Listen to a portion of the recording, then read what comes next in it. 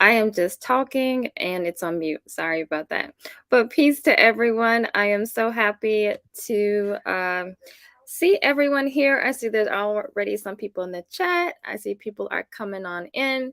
So we are going to get started. I'm so excited about tonight's conversation, as I am about every conversation that we have at MaatSpeaks. But come right on in. Tell me how you're feeling. I'm feeling pretty good. I do have my tea here, so I'm good. All right, everyone. So we're going to get started. I do want to just remind anyone who is new to the channel, or if you need a reminder, that here at Maat Speaks, we are aimed to demonstrate how to maintain, uphold, and build a code and culture through the principles of Ma'at, which are balance, harmony, truth, order, justice, reciprocity, and righteousness. So we begin by doing this by applying these principles to ourselves. Then we extend these principles to our families and ultimately our communities. Now, as you come in, make sure that you hit that like button, share this wonderful conversation that we're about to have, and make sure to subscribe if you're not already subscribed to this channel, and just go ahead and share it with whomever you need to share it with, because I know this is going to be a great conversation. So also remember that you can support the channel in a few ways. So we can gonna go ahead, do a little housekeeping here. So you can support the channel by donating to buy me a coffee, that just means buy me a cup of tea at buymeacoffee.com/MaatSpeaks, or you can send a donation to my Cash App, which is MaatSpeaks. My Venmo is also MaatSpeaks, and then my PayPal is Gen Health Revolution. That's also my Instagram, where you can follow me on Instagram at Generational Health Revolution. And that's also my website, which is Generational Health Revolution. So we are going to get started here. And I do want to shout out everyone that has the patrons of this channel who are donating. I appreciate you. Sometimes I don't see the Cash Apps until after, or I would shout you out, but sometimes I don't see it until after I'm done with the show. But I do want to recognize the people who have done that. I'm going to try to do something where I have, I don't know yet, like a video or a list or something that I share. So, people like a patron shout out somewhere in the future. But anyway, I have some brothers here that were going to be joining me today, that I respect their minds. I respect the things that they're just some really good brothers, so I know that they're going to add some great value to this conversation today. So I am going to introduce them in a moment, but before I do that, let's take a look at who is in the chat here. Okay, so we have none other than Ayapo Yapa. Peace to you, brother. I do appreciate you, and you are very welcome. That was a great conversation on your channel yesterday, and so you're welcome. I look forward to how you add to the conversation. You always add a lot of gems to the conversation. And peace to my divine compliment, my husband. I would just want to shout him out for a moment, because he's always holding it down in the chat. His commitment to this platform and to our people, I appreciate so much. And I do not move forward with any content on this channel until it passes by him. And he gets off of work, working long hours, and he gets off of work and he jumps on here and he does his thing in the chat every Thursday night. And also, you might see him in other chats as well when I'm on the platform. So I just want to shout out to him also for holding the kids down while I am uh, on this platform as well. So I appreciate you. All right, so let's see who else we have in the chat. We have Leo. Don't know how to say your last name, but peace to you. Same to you. Thank you for coming through. Let's see who else do we have. Oh, There's my brother there. Brother Talawa, peace to you, Hotep. I appreciate you for coming through. And then, okay, we have Natural Emoja. Okay. And peace to you. Thank you for coming through. I don't think I've seen you in the chat before, so I appreciate you. White coffee and not tea. I know we got to come up with a website for buy me a tea instead of coffee. Thank you for sharing and liking. I appreciate you. Okay, so we're going to get started with this amazing conversation. Anyone who's new to the channel, if you watch it now or if you watch it later, just let me know. Leave your comments afterwards or during, and let's all join the conversation tonight. I know you saw the thumbnail, and so I just want to remind you before we get deep into the conversation that as you enter, prepare to open your minds so that we can consciously heal ourselves and name ourselves, define who we are in a way that is native to who we are. So once again, I started this channel to heal ourselves, our community, and build with one another so that we can create a world that our children and future generations do not need to heal from. So I hope you're ready for this conversation. I'm just going to go ahead and introduce my great panel, my guests. As you know, as you see on the you might have seen on the thumbnail, you've seen who's coming, but I just want to introduce them, and then I'll let them introduce themselves as well. Let them tell you a little bit about themselves. But my first guest, we have AK on Fire. You know him, might know him as Abe or Abraham. He has a great channel. And like I said before, he was one of my first guests on my channel way back last year when I first did my first live. So, welcome, Abe. Thank you for coming and thank you for joining the conversation. Oh, are you there, Abe? I know he said he might have been having some issues, so we'll come back to you, Abe. And then we have a newbie here. I've seen him. He's no stranger to having wonderful conversations. I remember first seeing him on the Philip Shock Matthews show, and I just thought he was really dope. So I'm happy that he has joined me here today. So introducing for the first time on my Speaks, Brother Brandon Jones. Peace to you. Peace to you as well. I'm on mute just like you were, but I'm doing well. First timer, got green behind the mic, but looking forward to the conversation. Hopefully, this is not the last time I'll be on the platform. Oh, of course, of course. Thank you. And then he is not a stranger to the platform. One of, I think I want to say one of the first people that I actually interviewed on my channel. And so that is none other than Brother Emo Odo. Hey, Hotep family. It's nice to be back. I'm happy to engage in the conversation tonight. So thank you for inviting me, Oh, Sister of Mom. course, of course. So I don't know if Abe is joining us. He did give me a comment in the back chat that he might have to drop out. So I will just see what happens. I think he was having connection issues. But we're going to before we continue the conversation, I would like you to, for people who are new or people that have never met you before. Brandon, if you could start with telling us a little bit about yourself, telling us what you do, your background, where we can find you. Perfect. Yep. Brandon Jones. I'm born and raised in St. Paul, Minnesota. I am a psychotherapist. However, I stopped practicing clinically 2 years ago. I now manage a mental health organization here called Minnesota Association for Children's Mental Health. Most of my work and background has been dealing with trauma, historical trauma, intergenerational trauma, racial trauma, and helping Black folks here in the Twin Cities move through.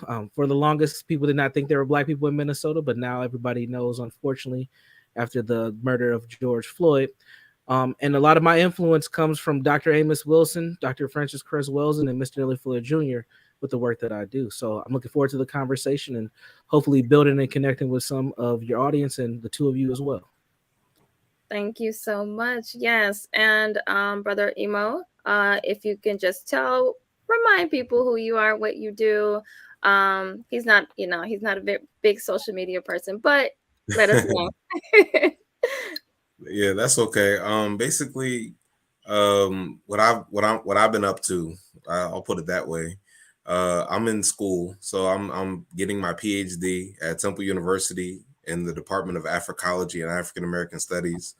This is about my sixth year. I'm currently writing my dissertation, but I also, as a full time job, I have a position as a project archivist, actually working in the Charles L. Blockson collection. So basically, I process materials, catalog materials, rehouse different documents and artifacts relating to African history in the United States and abroad. So it's pretty big. It's probably either the second or third largest collection uh, of materials related to African history in the United States, behind the Schomburg and maybe the National Museum. So Mm, that's what I do on a day to day. Go to school and I'm an archivist. So, and okay. I'm not gonna get into my influences. I think that would be a bit much, but I think for those of you guys who listen, I think you guys know I'm pretty I'm pretty aware of some of our ancestors who paved the way for me to be able to discuss certain topics from certain perspectives. Mm-hmm. So Francis Welsing is of course one, Marimba Ani, uh, Dr. Amma Mazama, and many of the other people who have grown out of the Afrocentric movement over the past couple decades. Those are my influences. All right. Well, excited to have this conversation with y'all. We're gonna jump right in. So I want to kind of give a background on why I even thought about this conversation. So some of you who have been coming to the lives the past month, we know we have been kind of discussing the whole idea of celebrity worship and how it fuels capitalism. And so we had a little discussion a couple weeks ago, got a little heated here and there, because there are some people, there's some people who really believe in the idea of capitalism and that we can kind of all make it in a sense, even though that's not the structure of capitalism. But so we um we talked about the extremes. So I think it was 2 weeks ago, I talked about extremes in the community and how we give the extremes energy in our community, and how by continuing to focus on those extremes, they can actually become the norm as we start tapping into those frequencies. Now, I don't even really know, because some people came into the chat, and I really don't know how systems really got brought up, because that wasn't really the conversation. And maybe someone who was on the panel, my sister Hanifa was on the panel, so she might have said something about systems. I don't know. I really don't. I didn't go back and actually look to see the connection, but these we started talking about these extremes and how they come from the system of racism and white supremacy or hegemony. And so the chat started well, not the whole chat. Some people in the chat did not want to actually, they were kind of asking questions as far as, what are these systems you're talking about? There's no systems of oppression. And then they started wanting, once you start talking about the different systems, medical, the education system, medical, all these different things, and they say, oh, well, how do these systems actually affect you personally? So they wanted specificity, right? So I said, you know what, just come back to the conversation, because we're going to have this conversation with some people that I think that would actually be able to actually break down the systems, and how these systems have affected us and are continuing to affect us.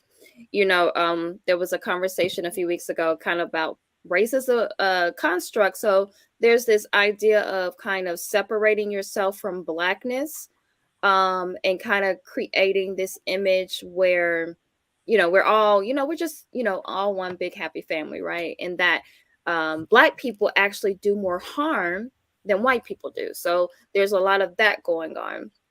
And so I, as promised, I decided to have the conversation. So we're going to tackle some of these things, and I want to bring clarity to these systems that exist.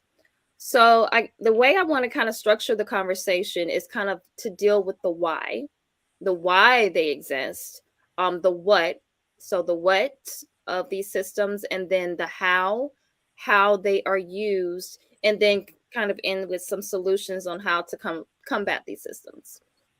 So I do want to make sure that we have this conversation from the perspective of who we are as Black people, Africans, whatever you call yourself, African American, Black American, Indigenous people, but understanding that we have a specific, um, there's some things that are addressed with us as people who are melanated people and have the most melanin.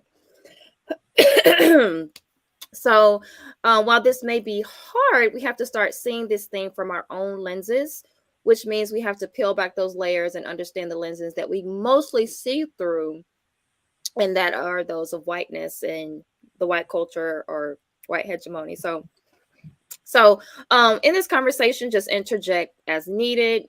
Stop whatever I want this to be a flowing conversation. So before we dive into these systems and why these systems are present, I want to talk about us for a moment. So, starting with you, Brandon, why do you believe that Black people or African people choose to accept the idea that systems of oppression do not exist? I think I think because it's too painful for us to face reality. I think that's one of the things. Just like it's hard for us to understand our own history, whether that's our personal histories in our own families or our collective history as a people, it's very difficult for us to accept some of the harsh realities of what has happened. So when we live in a system that is beating us up on so many different ways, from so many different angles and so many different ways, it becomes challenging for us to admit that these systems do exist and do play a role in our subjugation in this hemisphere of the world. But I do think there's opportunity that is presented to us that we haven't had in the past that we definitely have today. But many of us were so defeated because we've been so traumatized that we don't necessarily see that that's an opportunity for us.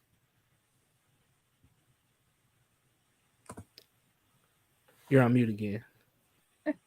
Brother Emo, if you could chime in as well. So what's your perspective on that? Why do we have people who don't want to accept that there are systems of oppression? Well, I think based on the nature of the assault that we're confronted with, or that we're affected by, I think people normally have a couple different options for how they respond to that assault. So Mm, I think in some ways, people would deny that there is assault, that there is an ongoing war that's being waged against us and our people. So some people would deny, other people would resist, and then some people would rationalize, or some people would go along and find reasons as to why they participate within the ongoing onslaught. I'll call it that. mm-hmm, So I think those three responses, I think they're generic, but I think they generally capture how most people would respond to what's happening to us. So some people would resist because maybe they have the confidence, or maybe the pride, in their own heritage, in their own ancestry, in their own history. They would resist.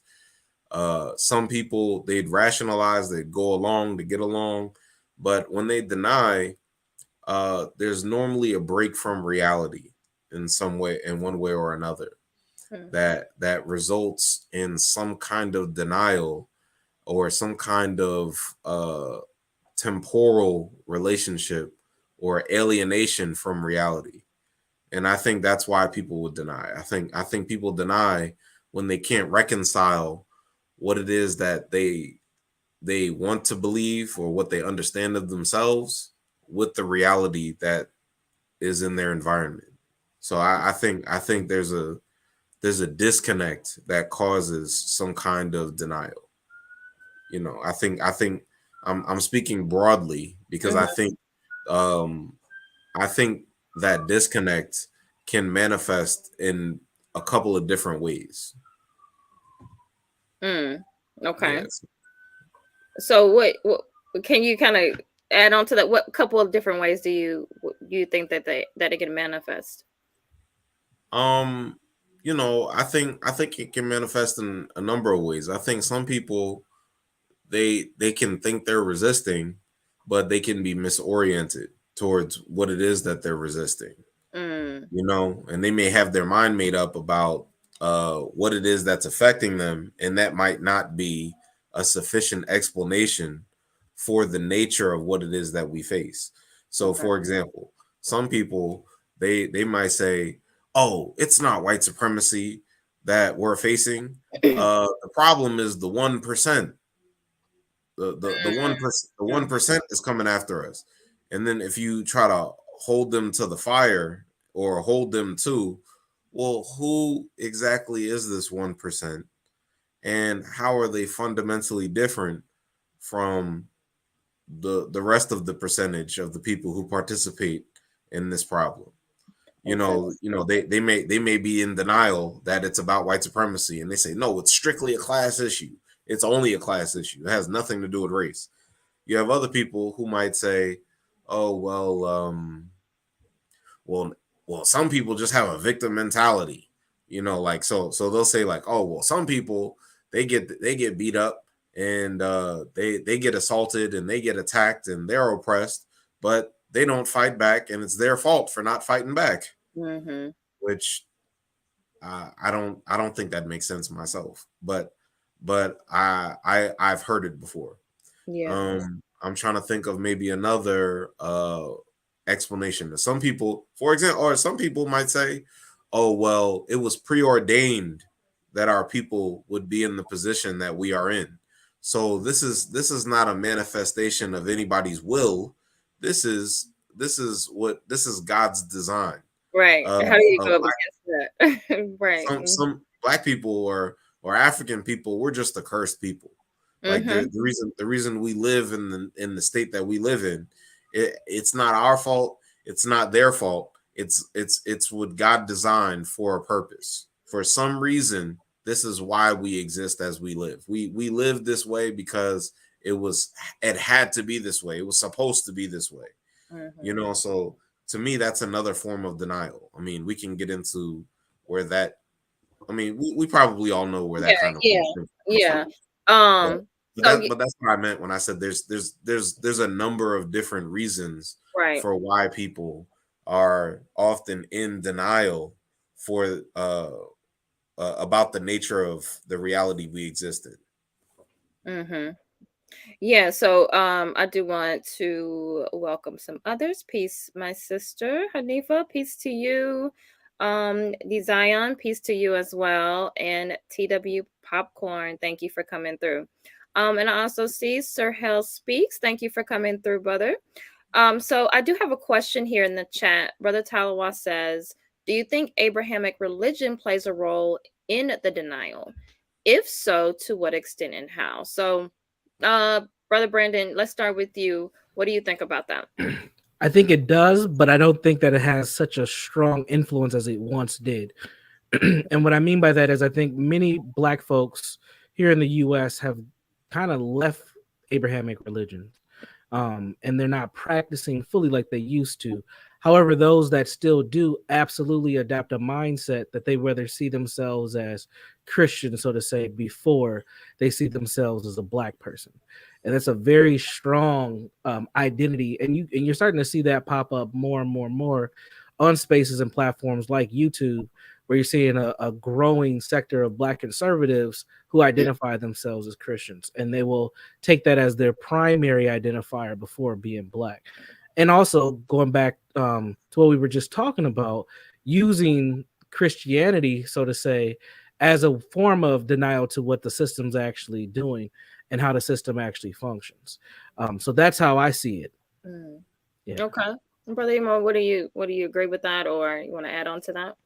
Um, I would. I think my answer would be a bit different because I definitely believe that Abrahamic religions are the cornerstone of racism, white supremacy. So Mhm. I really do believe that there's no way that a minority population of white people can control so many people around the world without incarcerating their minds Mhm. uh, within a religious system. So I really do believe that whether it's Islam or Christianity or Judaism, all of those spiritual or religious ways of thinking, they all originate outside of the African continent. So Abraham was from Ur, which is in Western Asia.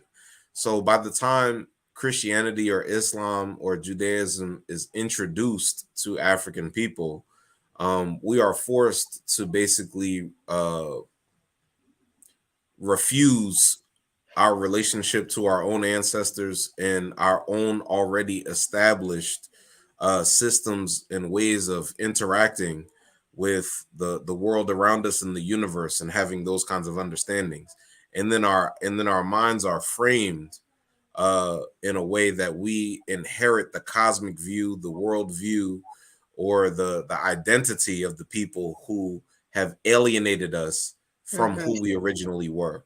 So when I think of I really do believe that um, religion in many ways is the cornerstone for the denial, because if Europeans or Arabs or whomever else are able to supplant our ancestors in our consciousness with an image of an imaginary dead white person on a stick, or maybe or anything else, then yeah, effectively they're positioning us in such a way that we will not be able to relate to our own inheritance, our own past, our own primordial ancestors, our ancestors who connect us back to our original creation uh, in that way. So I do think that religion, in many ways, creates hysteria for African people.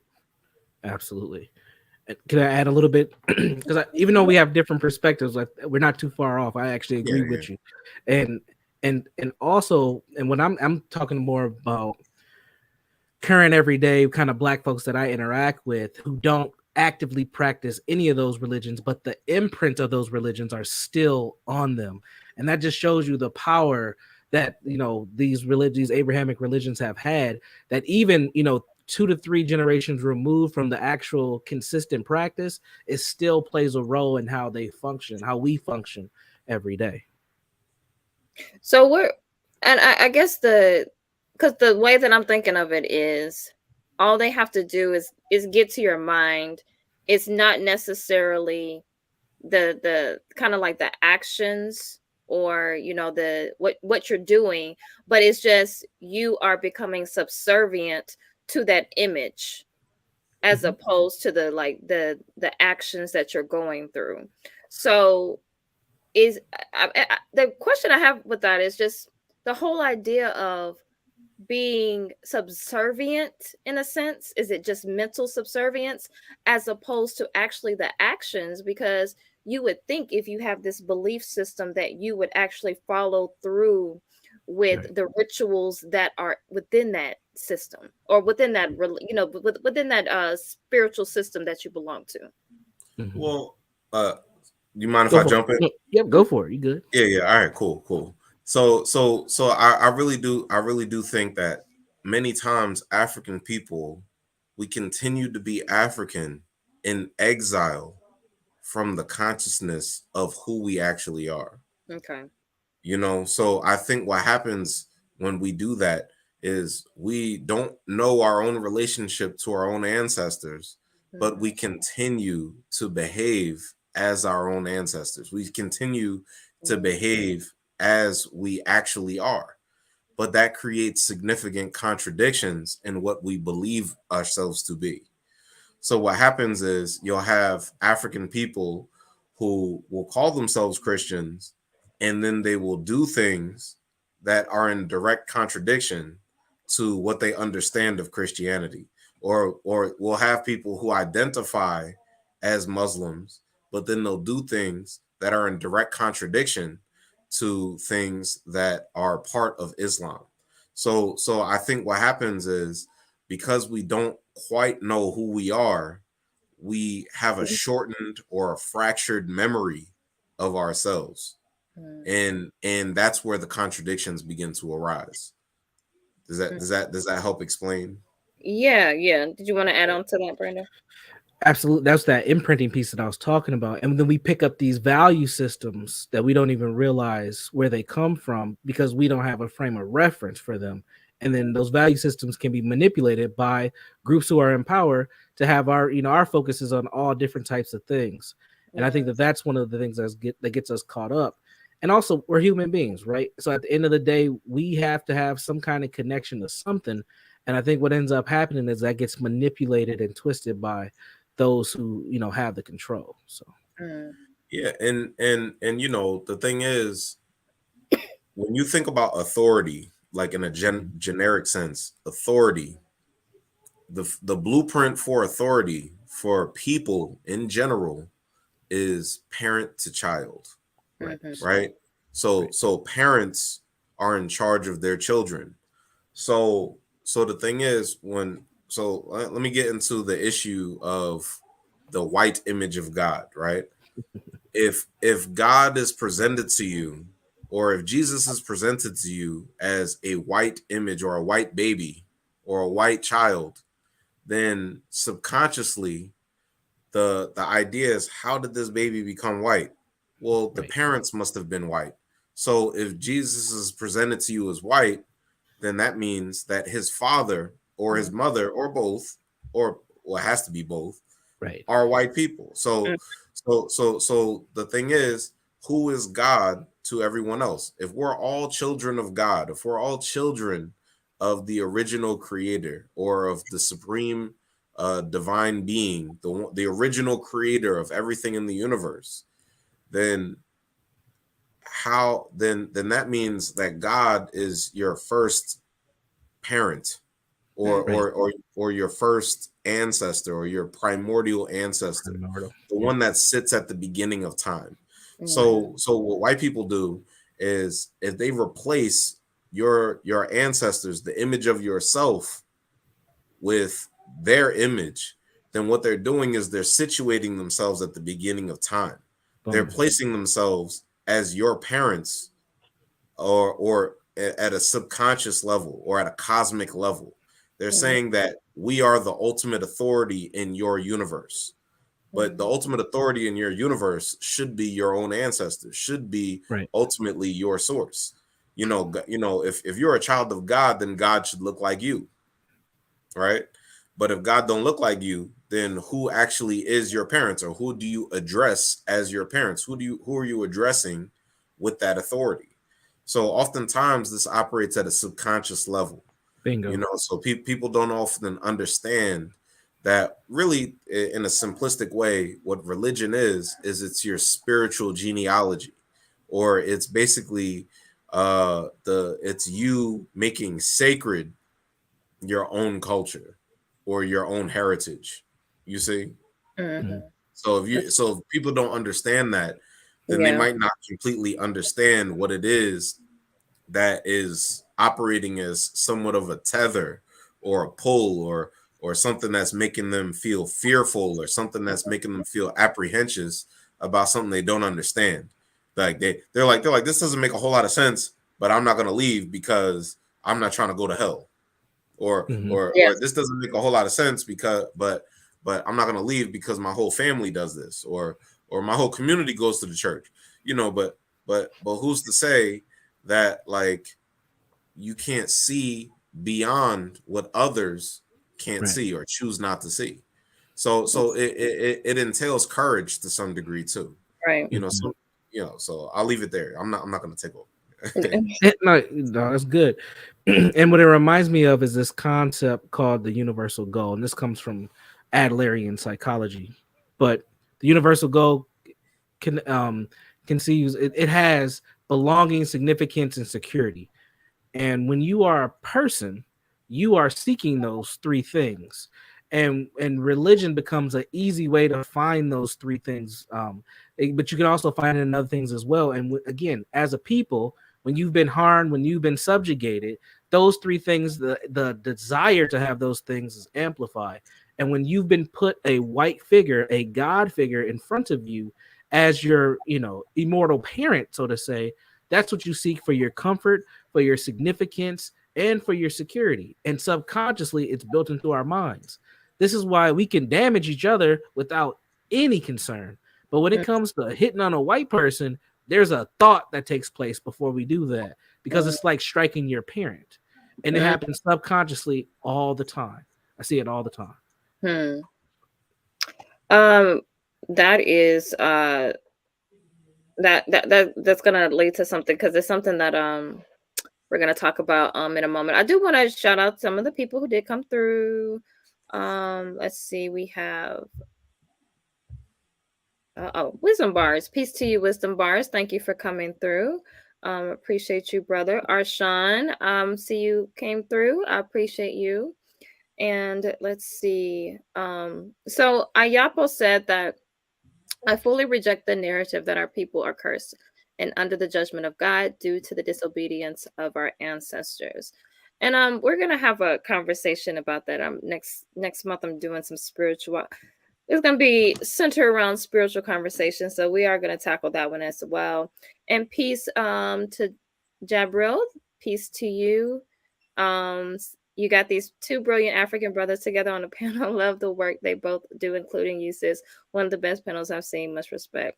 Peace to you. Respect to you as well. Also, always appreciate you. Okay, so we're gonna keep going, and so now I want to have a basis for the definition. So we're gonna look at the definition that Dr. Frances Cress Welsing talks about when it comes to racism and white supremacy. So let's look at this definition. So she says, as a Black behavioral scientist and practicing psychiatrist, my own functional definition of racism, white supremacy, is as follows. Racism, white supremacy, is the local and global power system and dynamic structured and maintained by persons who classify themselves as white, whether consciously or subconsciously, determined, which consists of patterns of perception, logic, symbol formation through thought, speech, action, and emotional response, as conducted simultaneously in all areas of people activity. So that's economics, education, entertainment, labor, law, politics, religion, sex, and war. We're going to go into those different areas tonight. So, for the ultimate purpose of white genetic survival and to prevent white genetic annihilation on planet Earth, a planet upon which the vast and overwhelming majority of people are classified as non-white. So that's black, brown, red, and yellow by white-skinned people. And all of the non-white people are genetically dominant in terms of skin coloration compared to the genetic recessive white-skinned people. So that is the definition that our ancestor who dedicated a great deal of her life to the work. And yeah, go ahead. The one thing I want people to pay attention to in her definition is where she says persons who classify themselves as white. And then she says whether consciously or subconsciously determined. I think that is in a very, very, very important context to her definition. Because when she says persons who classify themselves as white, you have to be vigilant about who it is you're talking about. You see, because there are many people who are captured by that aspect of the definition. You see, that many of us may not recognize are functional agents of white supremacy. So I think that's an important aspect of her definition, because not everybody understands what it is that they're participating within. Some people don't understand to the extent that they've been programmed or that they've been trained to act on someone else's behalf. They might not understand that. So I think that's an important part of the definition. Yes, agreed. So uh a lot of people also, so they try to separate the whole idea of racism and white supremacy. And here Dr. was well saying, also Neely Fuller Jr. say, that one cannot exist without the other. So um why do we need to have those two things? Because I know plenty of people are saying, well, racism exists, but I don't believe in white supremacy. So, can you tell us why that is important to understand why those two go hand in hand? It, anyone can speak on. Anyone? Yeah, yeah.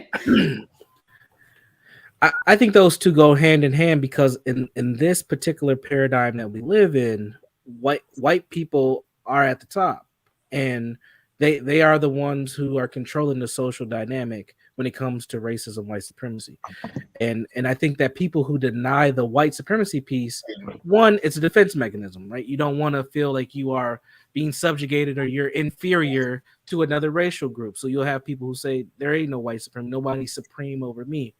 But then there's also folks who don't believe that racism even exists. And then those folks are in the denial category that we were talking about earlier. I think it's important to identify whites, but also not to just give them give for yourself, not to just give them this ultimate authority over you. Just because we have a system of white supremacy doesn't mean that you can't, fight against it, you can't do anything. And I think some people utilize the definition to just do nothing. They just stay stagnant and don't try to fight against it at all. So there's a couple different reasons why people take the white supremacy out of the definition of racism. Yeah. It was something you just said there that I now I'm going blank. But the whole I think also when it comes to um I guess the question is at what point, because I understand the denial and the defense, but it Mm-hmm. also seems sometimes that we, or I'll say people who don't want to ascribe to racism or white supremacy and they look like us, is it sometimes a seeking validation? Because if you go through life and all of your teachers are white, Right. all of your God is white, Yeah. and everything, like everything that you consider to be dominant or Right. superior is white, in it at a point where you want that validation, like, look at me, I'm not being a victim, or look at Mm-hmm. me, I don't think that you're hurting me, like, is it sometimes that like a validation? I think so. I I think think I so. think it certainly is a validation, but I also think that's why um I think that's why when I think of a validation syndrome, I would explain it the same way I would explain a child's relationship to their parents. Okay. Because I think a child needs validation. Mm-hmm. And Yeah. I think if you accept the position of the inferior or the subordinate, you accept the position of the child in Mm, that dynamic. Right. So if you're looking to white people for validation and authority, like as though they're your parents, the problem with that is that they do not wish you well.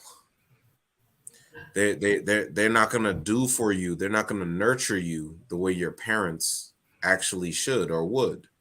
You see, that instead they're gonna mistreat you. They're gonna abuse that validation complex you have in order to mistreat you or use you against your own people. So mm-hmm. that's the problem with the validation complex. Mm. So yeah. No, you're absolutely right. And not only do we seek the validation, we also seek encouragement. And for a lot of black folks, the only encouragement they've gotten has been from white folks, whether it's a teacher giving you a gold star, or your coach giving you a pat on the back, or somebody you might have been dating treating you a little bit more favorable, or acknowledgement. Like, a lot of our encouragement has come from white folks, and that does create a parent child like dynamic. And that's one of the hardest things for people to break from a psychological standpoint when it comes to dealing with racism, white supremacy, is if I take them out of the parent role, where do they play a role in my life? Because they've been around my entire life. And people Mm, can't always shake that, especially black folks who got white people in their family. That's really a struggle for them, because they're like, well, what am I supposed to do with my mom or my cousin or my aunt or my grandmother or things of that nature? So Well, and yeah. Go ahead. No, go you had ahead. something to say? Okay, okay. Um, well, I think that's why I think for those of us that have relative awareness and consciousness about the history of this of the Ma'afa, this ongoing race war that's being waged against us. And I'd argue it's an asymmetrical race war, because we're not waging war against anybody. People are Right. waging war against us. Mm-hmm. So I think part of that history is understanding that people oftentimes don't understand that when they make room for white people in their lives, they don't always understand what that entails, Mm, what they're also making room for. You see? So I think sometimes people want to partition or separate racism from the people who enact racism. You know, they want racism to be this amorphous, abstract, moral kind of ideal where it's like, oh well, racism is just when somebody treats me really bad. mm-hmm. You know, but no. Racists are not ignorant and dumb, and sometimes they have a bit of sophistication to the way that they're interacting with people. So if a racist is dealing with you, sometimes they'll treat you nice for one reason or another. Sometimes, I mean, racists like to have sex with people exactly. who they racialize. I mean, Mhm. I had a friend. I'm not gonna go into too many details, but long story, we were in the other room and we heard her talking about black this and black that. This white girl, you Mm-hmm. see, and he came out the room and he was like, I've never been racialized before while I was Oh, having sex, and he thought that was like he thought that was like But it something. was. It was, though. It was that validation and that encouragement. Give me mm, that big black penis. He probably has never felt more black in his life than when he Well, was having sex with that white woman. and to me, it's just a telling sign. It's just a telling sign that people don't understand what racism actually entails. mm-hmm. You see, sometimes people think racism is, oh, he was mean to me. And racism does not mean he was mean to me. It means that they saw you as an object. You see, it means that they saw you as less than a person, less than worthy of respect, because of simply how you look or what they assume or what they understand of you. That's normally how racism works. Now, now I don't think that this, like, just because Europeans or Arabs are discriminatory, I don't think discrimination and racism are the same thing. Okay. I think people discriminate for different reasons. I think racism is one reason people discriminate, but black people discriminate. I mean, when we're conscious, we discriminate for protectionism. Okay. Yeah. You see, like we might decide that, oh, these kind of people are harmful to us, so we need to discriminate Mm, against these kind of people. You see, so I don't think people always understand that dynamic. I think because what happens is people want to neutralize or make they want to neutralize the dynamic, the power dynamic that racism creates, and they want to pretend that everyone is equal and everyone is the same, and everyone is, you know, coming into the situation of a relationship or interaction on the same terms, and that's just Mhm. not the case. History should instruct the dynamics or the social dynamics or the political dynamics that that you interface or you relate to other people on. If you don't understand your past relationship, how do you understand your contemporaneous relationship? Mm. And I think a lot of the time people are trying to escape that past to create something new, but I don't think they've looked back far enough to understand that they can't actually create something new, because there's nothing new under the sun, you know. I mean, to So, me, mm, yeah. no, the thing I was going to ask is, I have two questions to that, because one is, it's kind of going off of what Brandon was saying as well. Because at what point has it changed? Has it changed where we are no longer seen as objects, no longer seen as machines, right? So, if that's the case, then who are the white supremacists, right? So we use the word white supremacist in a way where it's like it's them, it's the shaved heads, right? Like it's the people who are walking around with the Nazi, the flags and stuff like that. So, but who are the white supremacists? Like, just answer that for me. Who are the white supremacists? Yo, let me go first on this one. I see. Yeah, man, go so, ahead. so right now, when I look at the landscape of what's happening, and I would say who's the most racist white folks, I think they all have the potential to be white supremacists. Mm-hmm. That's why you hear terms like suspected white supremacists, because sometimes it's hard to identify. But when I look at the power dynamic and how black people are treated, I would say people who politically identify as liberals are the worst white supremacists we have out here. They have manipulated our mentalities to a point where we can't even think straight when we're around those folks. And it's due to what we were just talking about. They're very soothing with their racism. They got many of us to believe that white supremacy is only when police shootings happen or police brutality happens, and that is not the only expression of racism, white supremacy. It's when you don't have power to control, what happens in your children's school, or what happens in your neighborhood, or when Minnesota getting your streets plowed when the snow hits. Like, that's white supremacy, because depending on where you're at, you can't move, you don't have transportation, stuff like that. That's when resources are depleted in one area and not in others, and you can't live without feeling subjugated. That's really what white supremacy is. But when we engage with people who are classified as liberals, it's like we just forget who we are, and we're just back at this trance. And I see it all the time. But that doesn't mean that there ain't no, conservative white supremacists or things like that. But those folks are really dangerous from my standpoint, because they use us politically like no other group. Mm.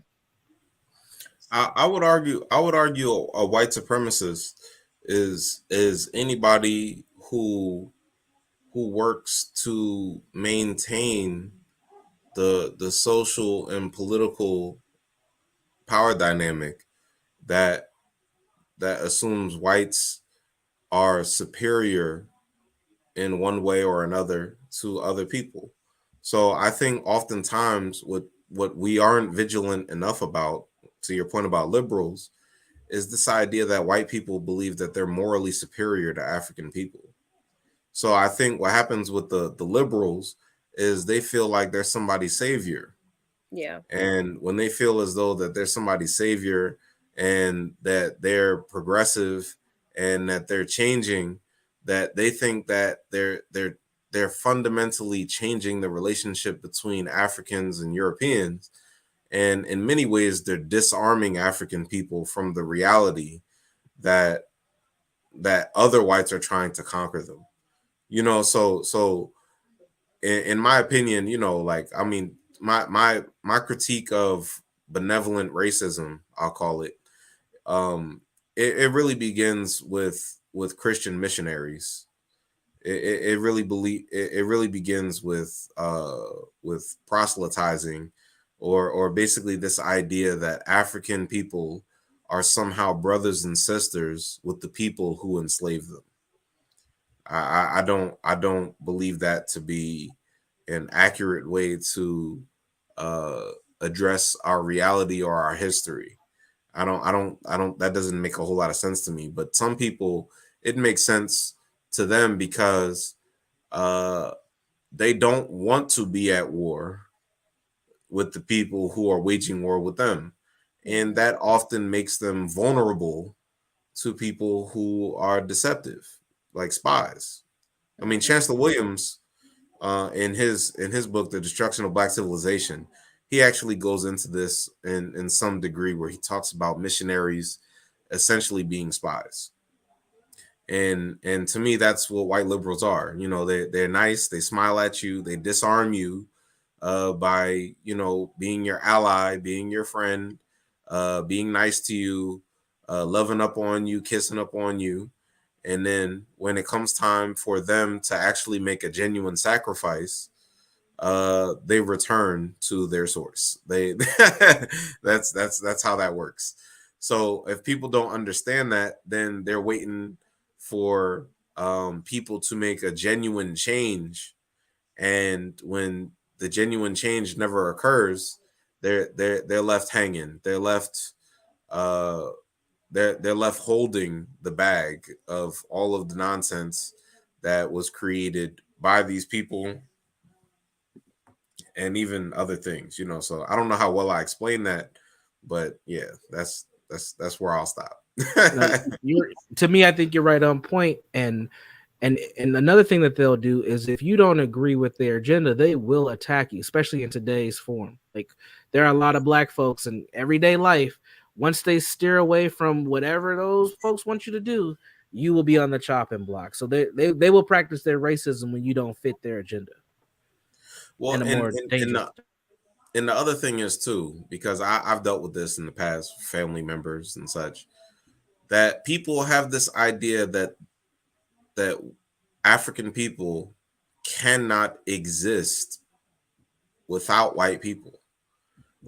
So the thing is, it's like if we understand that we have lived independently of these people, and we have organized and structured societies that were highly functional without these people, then the question becomes, why do people believe that there's no way for African people to exist in spaces and countries and live without these people who have enslaved us? To me, that is a big red flag or a big white flag, that demonstrates that these people are dependent on white people. Mhm. They can't even conceive of or can't even imagine a reality without these people being central part of that reality. Right. So, I mean, when we're able to imagine a black world for ourselves, or a black country or a black nation for ourselves, where it's just us, then that's when we really begin to deal with, what how did African people organize our societies when it was just many ethnic groups of African people? I mean, you can't even begin to engage that question correctly if you still have Europe trapped in your mind. Mhm. you know you, Yeah. you're just gonna automatically say, well, black people did the same thing that white people did. That's the assumption. And then they don't even deal with our history on its own terms. What happens is they deal with our history in a piecemeal way, so that they could just say, well, look, here's how African people are a lot like Europeans, or here's how African people achieved what Europeans talk about, but never had. So we talk about, oh, well, black people are more democratic than the Greeks, or black people were more socialist than Karl Marx. We had Christianity before the Romans ever invaded Egypt. uh so we get into this anachronistic way of thinking, where we project European history backward into our history without even engaging our Mhm. history. You Mhm. see, so I had that big issue that, my cousin asked me about Kanye West wearing the White Lives Matter shirt. And you know I already knew Kanye was off his rocker. I I was surprised by Mos Def, Yasin Bey. When he Mhm. had the shirt on, it said White Lives Matter on the back, and on the front, he got George Hegel, this Yeah. German philosopher that is I essentially the didn't know one. that going on. Okay. Yeah, so he had a shirt on by George with George Hegel on the front. Hegel is literally the one Yeah. who said that Africa is an ahistorical place. Yeah. Africa has no history. He's the one that basically erased Africa from the Western historiography, Mm, or from basically from the way Europeans interpret world history. He's the one that basically said, "Don't look to Africa at all because they have no history. They're stagnant. They're backward. They're savage. They'll never have history because they have no soul, they have no spirit, they have Mhm. no intellect." mhm. So he basically is the one that said Egypt is not an actual part of Africa, and neither is North Africa. So this, like, you gonna put that on your shirt and act like you being provocative or eclectic? I'm like you look like a slave. You look Mm, like a coon. You look like you don't know exactly who you got on your shirt. right. Or maybe you do, and if you're proud of that, then maybe you need brain surgery. Wow. So I wanted to touch on this because I do I sometimes can be seen as extreme when I think of white people. And so I know to me there's an innate thing, right? So I asked the question about who are the white supremacists because I do believe that any white person can have the ability, even if it's like on a subconscious level, of being a white supremacist. So what do you think about what Jabril is saying here? If you know your history, the only thing a Caucasian can be is your enemy. Do you agree with that or disagree? I disagree only because we will we will we will take pieces of history that make us feel good, and we will romanticize it so that white people can be our friends and they can fit into our lives, etc.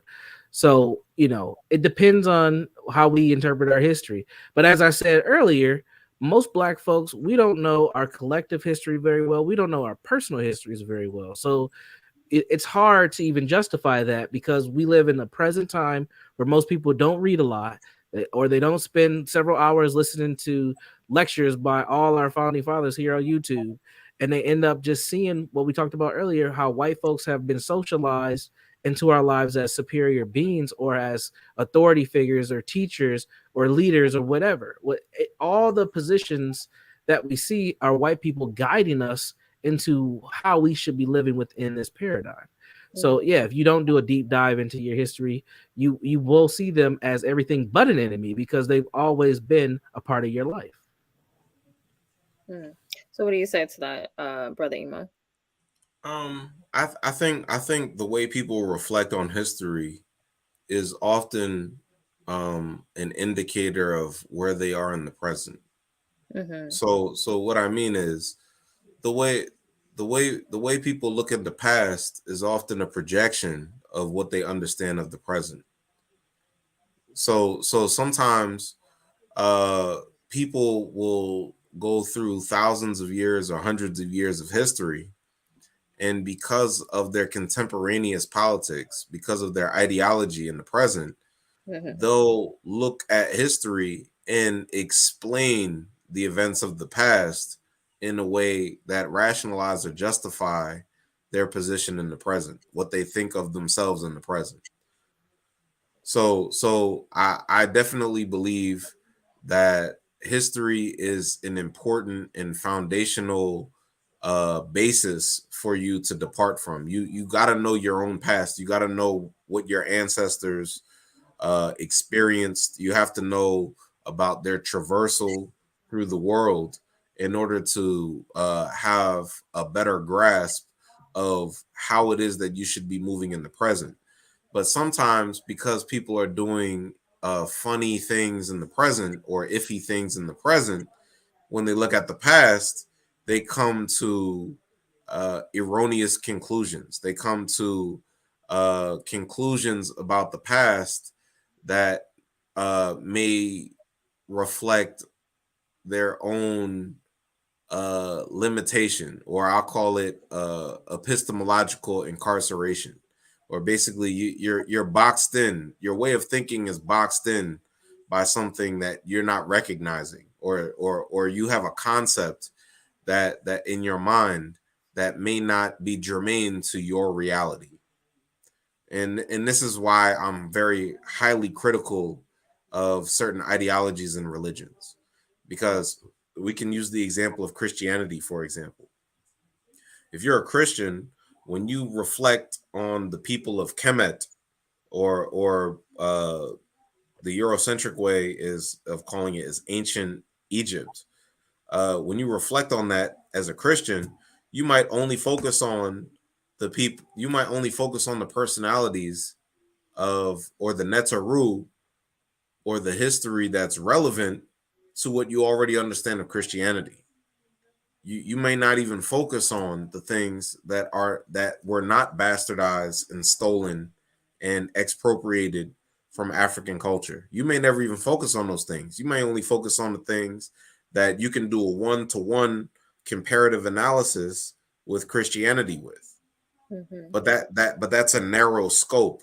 You see what I mean? Like another example for might be if you're a socialist or if you're a Marxist, uh, or maybe I'll just focus on the book.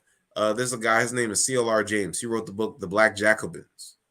So basically, because he's a socialist and he's focused on workers and workers being a revolutionary social class, he's only focused on African people who decided to rebel and revolt as they existed on the plantations. What about the Maroons? Hmm. How does he explain African people who fled the plantations and created free African societies and then ultimately participated in that war of liberation? He does an insufficient job.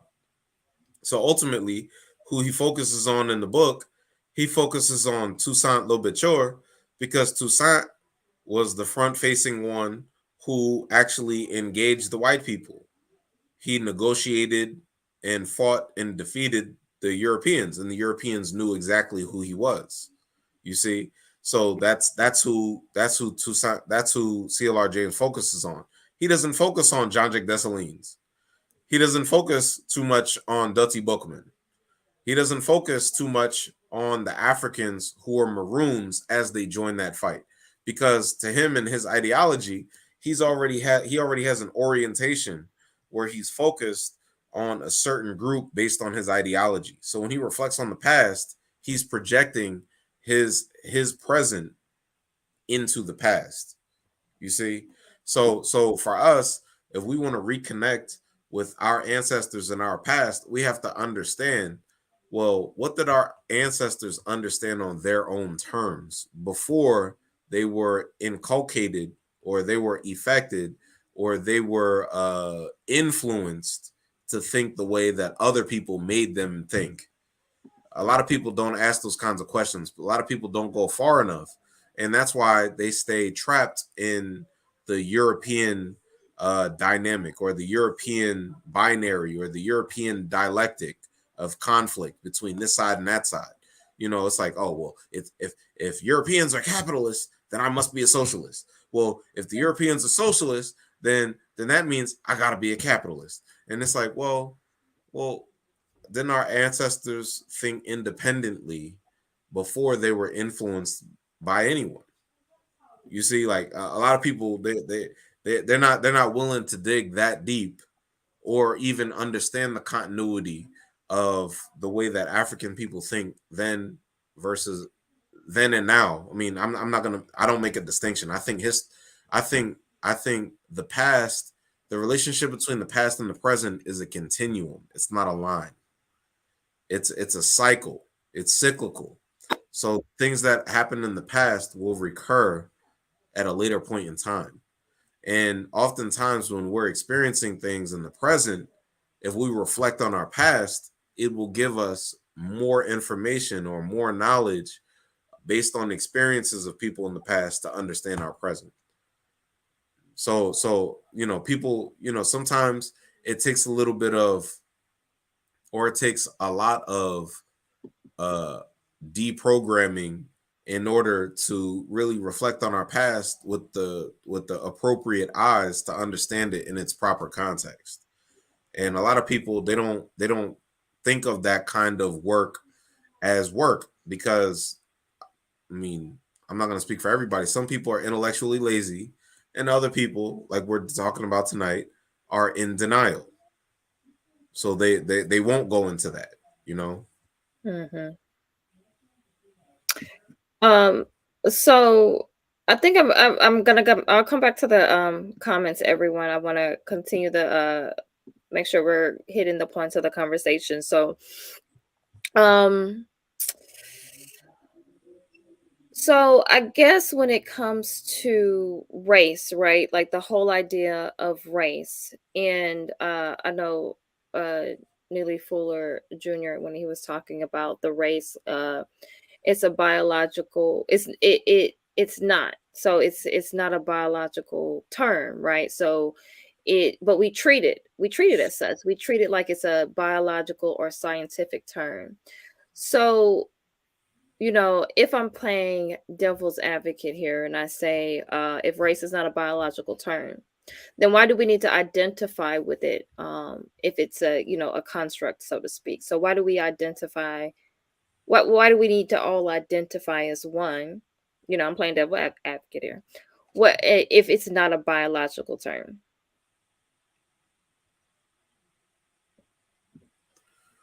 I think it is a biological term. Okay. I understand Neely Fuller. He understands the concept of race to better be defined as organization, if I'm not mistaken. He says it's not about your Yeah. biology, it's more Yeah. Uh huh. about What he said. organization. You Mm-hmm. who you organize yourself with. Right. And and I agree and disagree to a point, but I would not abandon the biology aspect of what race means. Okay. I think the biology aspect of what race means is important because it understands that we have a common uh heritage. We have a common biological heritage that links us at a genetic level back to the same ancestry. You see, so I think that's an important component of race. I wouldn't abandon that part. I think many people who are trying to abandon that part are oftentimes trying to collapse themselves as a part of the same group with Europeans or other groups of people. So so I don't think Nilly Fuller is necessarily trying to do that. I just think I have a critique of his definition and its adequacy. Yeah, no, Dr. Murabani, she actually talked about, that whole idea of us disconnecting from the idea of that us as a race is kind of them wanting us to disconnect it because there's power within that.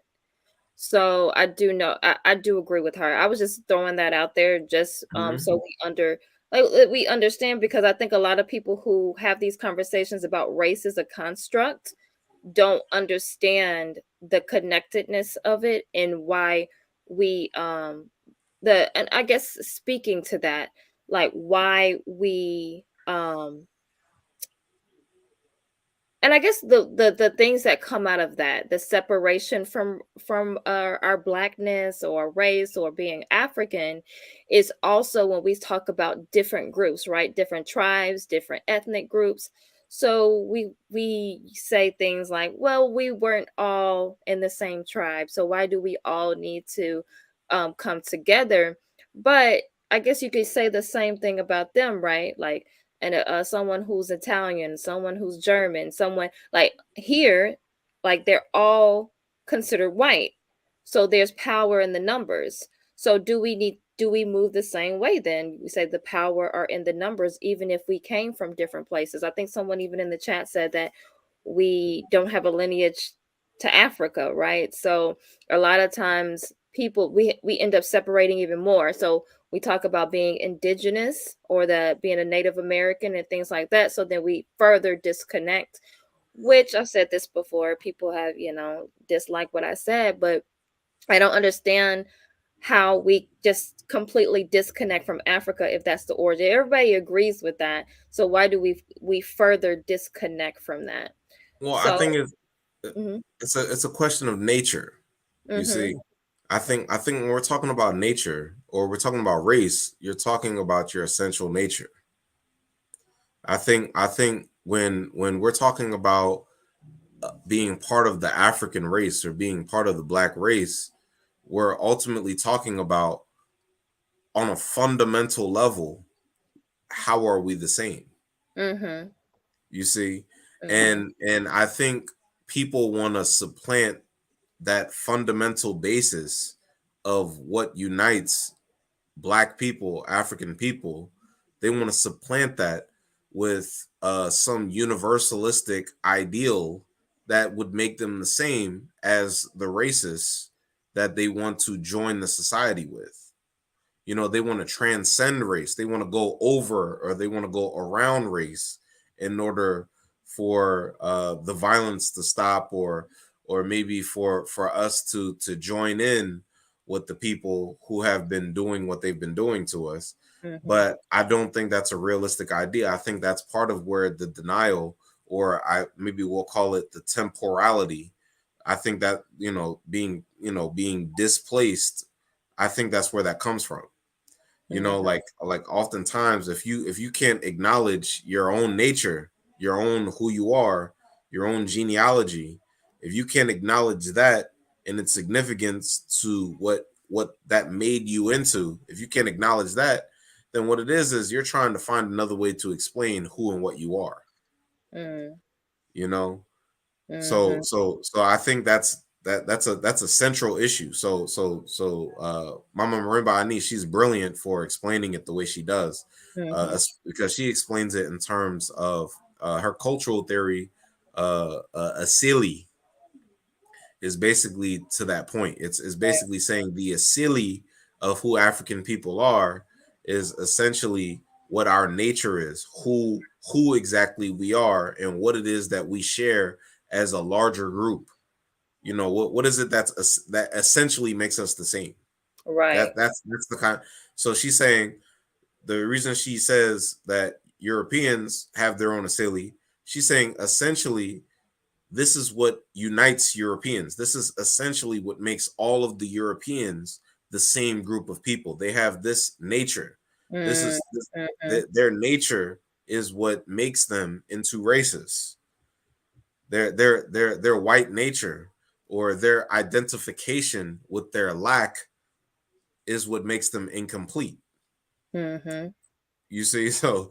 so to be a Yorugu is to be an incomplete one.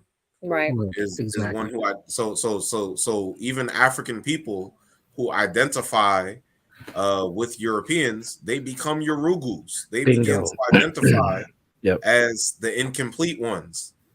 You see, Yes. so that's the power of Marimba Ani's a silly or a cultural theory. And to add to that, I think we are the Urugu right now, as how we function here in the U.S. We're so fragmented and disconnected from the continent, and we're so racialized Mhm, that we are turning on one another, and we are. It's interesting because the way I look at it is we have a portion of our collective that is actively physically harming one another on a consistent basis. Then you have another portion who isn't harming directly, but it's more like an indirect harm, because these are the folks who, like yourself, and I'm just gonna put you out there because you're PhD students, but they're in your circle, right? They're getting degrees, like myself. These are in this society. These are the people who push groups because they become the doctors, the lawyers, the intellectuals, the politicians, etc., the professionals. This group of people are so confused that there's an indirect harm that they're calling, because they're just as disconnected, and that version of the silly for them is also harmful because they're trying to appease two worlds. They're trying to appease the white world that they've somewhat assimilated in, and then trying to appease the world for who they come from at the same time, but not understand that they're doing damage. And then we have another segment of our collective who we call the bourgeoisie, The folks who are at a level where they can be somewhat of social engineers, but choose not to, and they just stay in this small circle. So the Yurugu piece, I think that's really, that might be a whole nother show, something to dive into, Yeah. because we are the Rugu in this current time frame, and we don't even realize it. Mm, that's good. Yeah. And that was something I was thinking when you were talking, brother Emo, because I was about to say, like, we, it's almost like when you're, because we're born into this society, that's what we're already indoctrinated to. And so those of us who know it, we have to peel back the layers to not be that now. But at the same time, that we're already that, from kind of, from just being born into this society. Being So socialized. yeah, we're socialized, programmed into it. So that was good. That was good. So I want to talk about, and as time is really going, so I want to talk about how, I like when Dr. Francis Welsing talks about something that I believe, and, well, before I go into that, I want to talk about even the, I think we have to give get a basis of the why before we move on to the what. And so in the ISIS papers, she talks about this inferiority, right? On this channel we talked about white fragility and things like that. But I just like to call it, I think sometimes we tiptoe around things a little bit, call it what it is, which is at the core self-hatred. And so I believe that you can only teach self hatred, like a mother teaching self hatred or teaching hatred to her daughters, because she has self hatred within. So it talks about in the book, in order to teach that, say, self-hate, wouldn't you have to be a product of self-hate yourself? And so in the ISIS papers, talking about that inferiority and even sort of that obsession with the darker skin and what happens because you have that obsession with the darker skin. So it ends up becoming what she spoke about, which is reaction formation. Now that is a whole nother conversation, because I believe that plays out in front of us every day, even with the gender war, with this whole idea of what we're talking about, masculinity and femininity. I'm going to read a brief, like, Google definition of formation, which is a defense mechanism in which a person unconsciously replaces an unwanted or anxiety provoking impulse with its opposite, often expressed in an exaggerated or showy way. So, an example of this would be a young boy who bullies a younger girl because, on a subconscious level, he's attracted to her.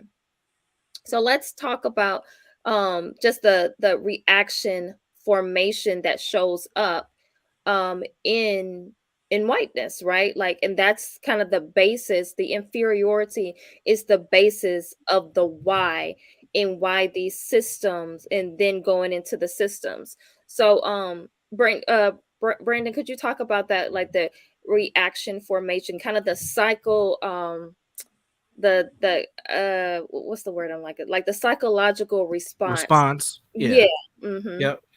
Well, it's kind of, I think it depends on who the white person is. I'll say it that way. I think as black people, we have a different psychological response based on to white people based on gender. Mm-hmm. So if it's a woman, we may be again seeking more of that validation that we talked about a little bit earlier, more expecting more of that soothing type of response from them. If a white lady's nice to us, that might make us feel good. And I think that's the same for both black women and black men.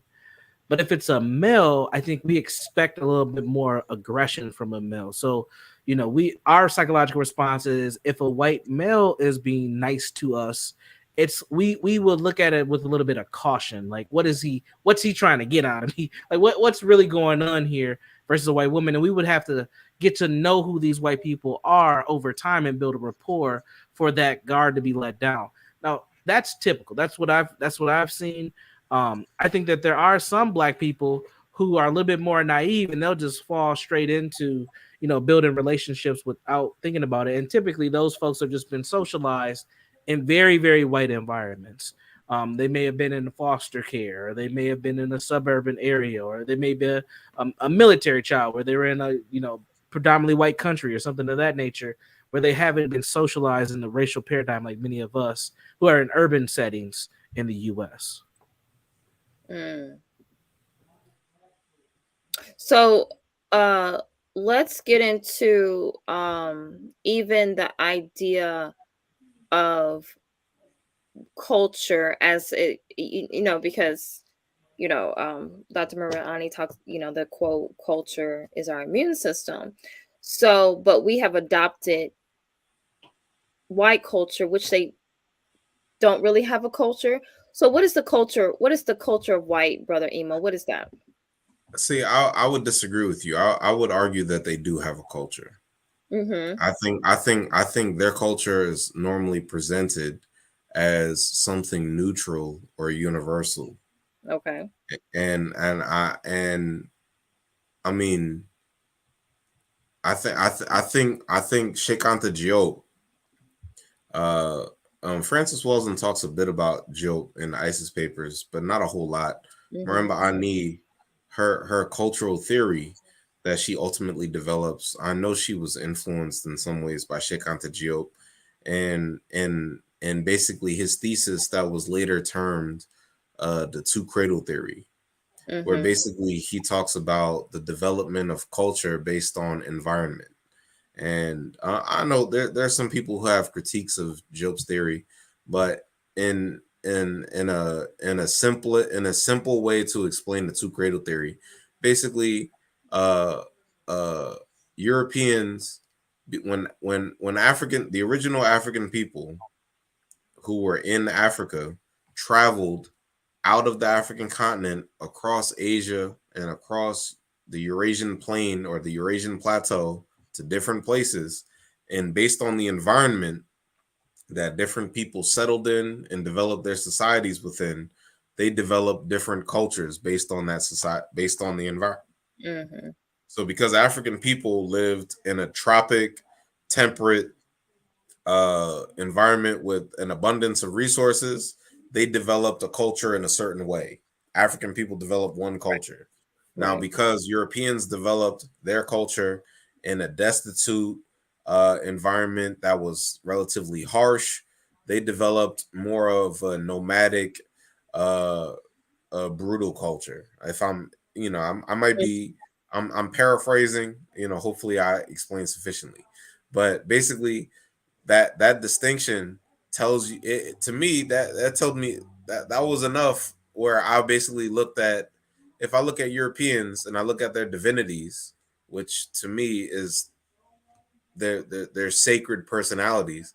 If I look at Odin and I look at Zeus and I look at,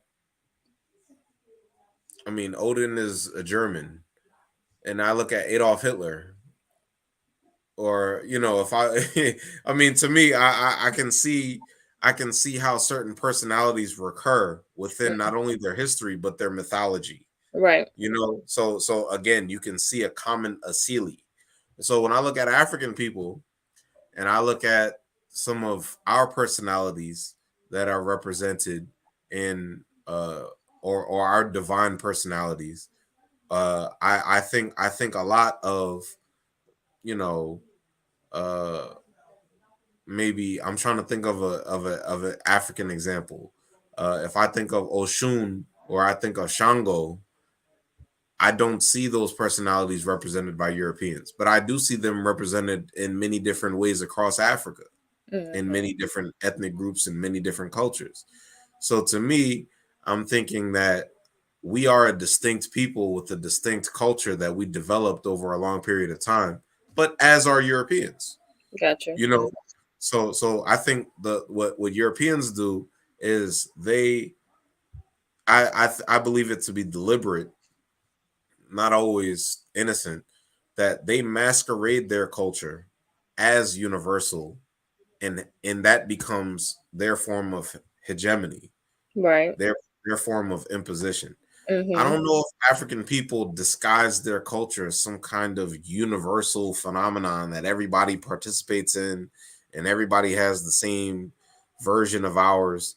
I mean, because that universality is imperialistic. The reason that so many different cultures believe that their divinities are the same as so many Catholic saints is because syncretism was used by many missionaries to convert people into Christianity. Mhm. You see, so it's basically like, you guys have Ogun, oh, we have Saint Peter. It's the same thing. Mhm. You might as well come be a Christian like us. Oh, Mhm. you're not gonna be a Christian? Oh, okay. So all right, we'll just burn you at the stake, you know. Like so if you understand that that's how European culture operates, then why would you want to be the same as them? Like, Right. like you wouldn't want to be the same, because what they're doing is they're disguising who they are in an image or a likeness that you're supposed to share with them on their terms. Mhm. So it's still about power. So I just think that a lot of the time European culture is imposed and it's neutralized, or it's presented as neutral, or it's presented as innocuous, or it's presented as universal. But I don't always, and I think that works to the detriment of African people trying to distinctly identify ourselves and who we are on our own terms. We don't. My teacher, Dr. Ama Mazama, she says we don't exist on our own terms, but on borrowed European ones. And I think that's a powerful way to explain how African people oftentimes are not able to be self-determining. Mhm. So I hope Exactly. I answered your question. I know I took a long way Yeah, about. no, you're good because what comes to mind is more of because I and Hanifa touched on it in the chat, just that idea, because when people do say that they don't have a culture, is really because we're talking about what we think about as culture. So then we end up seeing the results of that, which is in the European or white culture, which is alienation, individualism, fragmentation. And I like when Dr. Frances Cress Wilson said in the ISIS papers when she said the thrust towards superiority over peoples of color, the drive towards material accumulation, Yep. the drive towards a technological culture, and the drive towards power are all cornerstones of the universal white supremacy culture. So Mhm. then we see how we are striving to be that, right? Like we're striving towards that culture. Brandon, I know you were about to say something. I was in agreement, and those those traits that Dr. Wellesley laid out, we see play out today. We see Elon Musk going after Twitter. That's power and technology. You see even Kanye fighting to be in that world and what that looks like from his paradigm.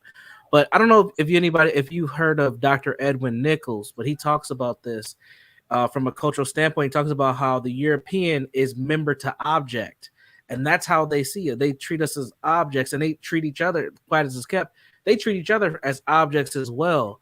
That's why this invention of white was so important for them, so they can stop victimizing each other from an ethnicity standpoint and collectively agree upon an ideology of whiteness. And that's why us being black and directly opposed to them keeps us in that member to object standpoint.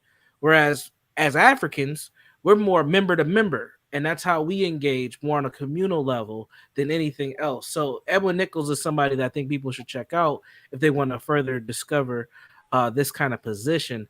And I think another thing that's important too is you see this dynamic play out with the white diaspora, the white folks who spread out of the small continent of Europe all around the world, and how they've set up shop damn near in every country you can think of, and how they've imposed their cultural value systems all over the world. That was systematically done on their part for the genetic annihilation part, so that they can stay relevant and that they can have control of these non-white beings across the world. And they just replicate this.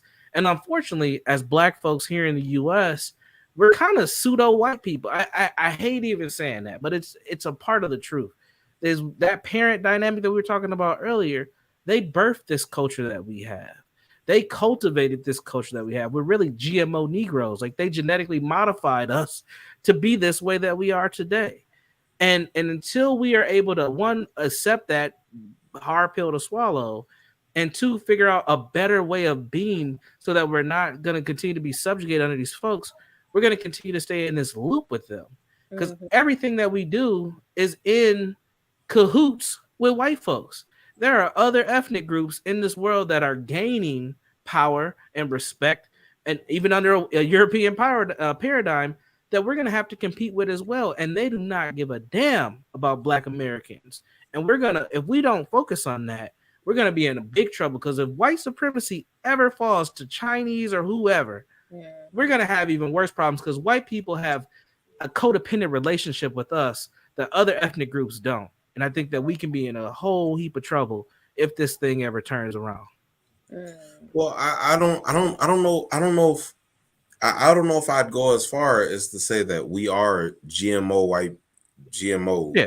or I don't know if I'd go that far, because I think what that statement implies is that there has actually been some kind of fundamental change in our nature of being, or our ontology. And I don't think that there has actually been a shift in who we are. I think we are still African people. I mean, there's a proverb. What does it say? It says, "No matter how long a log sits in a river, it will never be a crocodile." I think that's. I don't know. I don't know. I don't know it in its original context in Wolof, but I can't say it. I can't say it in Wolof, but that's where it comes from. It comes from Well, Simba. don't you think that it could pass on to the next generation though? So just What can because pass to the next generation? the I guess we would call it the Africanizing, because if I have the belief that I can be like a white person, that I want to be with a white person, so then I go and procreate with a white person, and there goes the next generation. Sure. Like it trickles down to generations after us. So do you think it happens in that fashion? Well, yeah, I do think that people, I think people who share blood with white people Hmm. sometimes believe that their their biological anatomy is the sum total of their ontology. Or people think who they are or what they are is purely biological. I don't think culture is purely biological. You see, Okay. so I think biology is a very very important part of who it is that we are, but I also think that who you're socialized to be is a very important factor in that. Hmm. Now I think that the way that we transmit culture from one generation to the next is through direct passage or transferal of knowledge and information. So I don't think that everybody, like, for example, I mean, this example comes up all the time. If a white person grew up around a bunch of black people, would they be an African person? No. And to me, that sounds like Tarzan. Right. That I was just thinking, like, yeah. yeah, that doesn't make sense, Hmm. because that white person, maybe even maybe whether it was because of their phenotype, or maybe it's because of the knowledge of the history that they had being isolated from their own people, whatever it might be, there's going to be something that tells them that what it is that they now know, or what they're socialized in, is alien to what and who they are. You Sure. see, So there's Yeah. going to be a contradiction. The same way when black people Us. are socialized by Europeans, there's a contradiction in terms of what we understand ourselves to be and what we are taught that we are. Mhm. So to me, I think the idea of your location or your center, your African center, to me, your African center is about thinking in continuity with your ancestors. It's about understanding who you were and who you are, and how who you were or who your ancestors are, how that relates to who you are in the present. You see, that's, to me, that's what it means to be centered. But Yeah. but for some people, they're like, well, I was born in America, so that means I'm part of the West. I am a Westerner, you know. And to me, that doesn't make sense. Just because I'm in does not mean I am of. Does that make sense? I don't think Yeah. because African people are in America or in the West doesn't mean we are of the West. So I think what happens is you have people who are alienated from who they are or who they know themselves to be, and sometimes they are dislocated from their own African center. That does Yeah. not mean that they become Europeans. That does not mean that we are Europeans. What it means is we are Africans in exile of the knowledge of who we are. So I think that's what we're dealing with as African people. I think many of us are dealing with what it means to be in exile of the knowledge of our own heritage. I think that's what many of us are dealing with. Now I think that can be resolved through the restoration of our memory, or the recovery of knowledge of our own history and culture. Because I mean, I like the way Dr. John Clark says, if you begin your history in slavery, then everything going forward is progress. Hmm. Jacob Carruthers said, at what point did the Africans who were captured in Africa and brought to the Americas, at what point did they decide we are Americans? At what point? At what point did we decide that? You see, for some of us, we've never decided we're Americans. I count myself among them. Hmm. I'm not an American. I'm an African in America. You Right. see, like other people, they say, "Oh, well, we joined the European settler project in the Americas, so now we are Americans too. We're somebody new. We're trying to fit in to what the Europeans have established on the side of the ocean. So that means that we are somebody new." I disagree with that. That doesn't make sense. That doesn't compute. That doesn't calculate. That doesn't add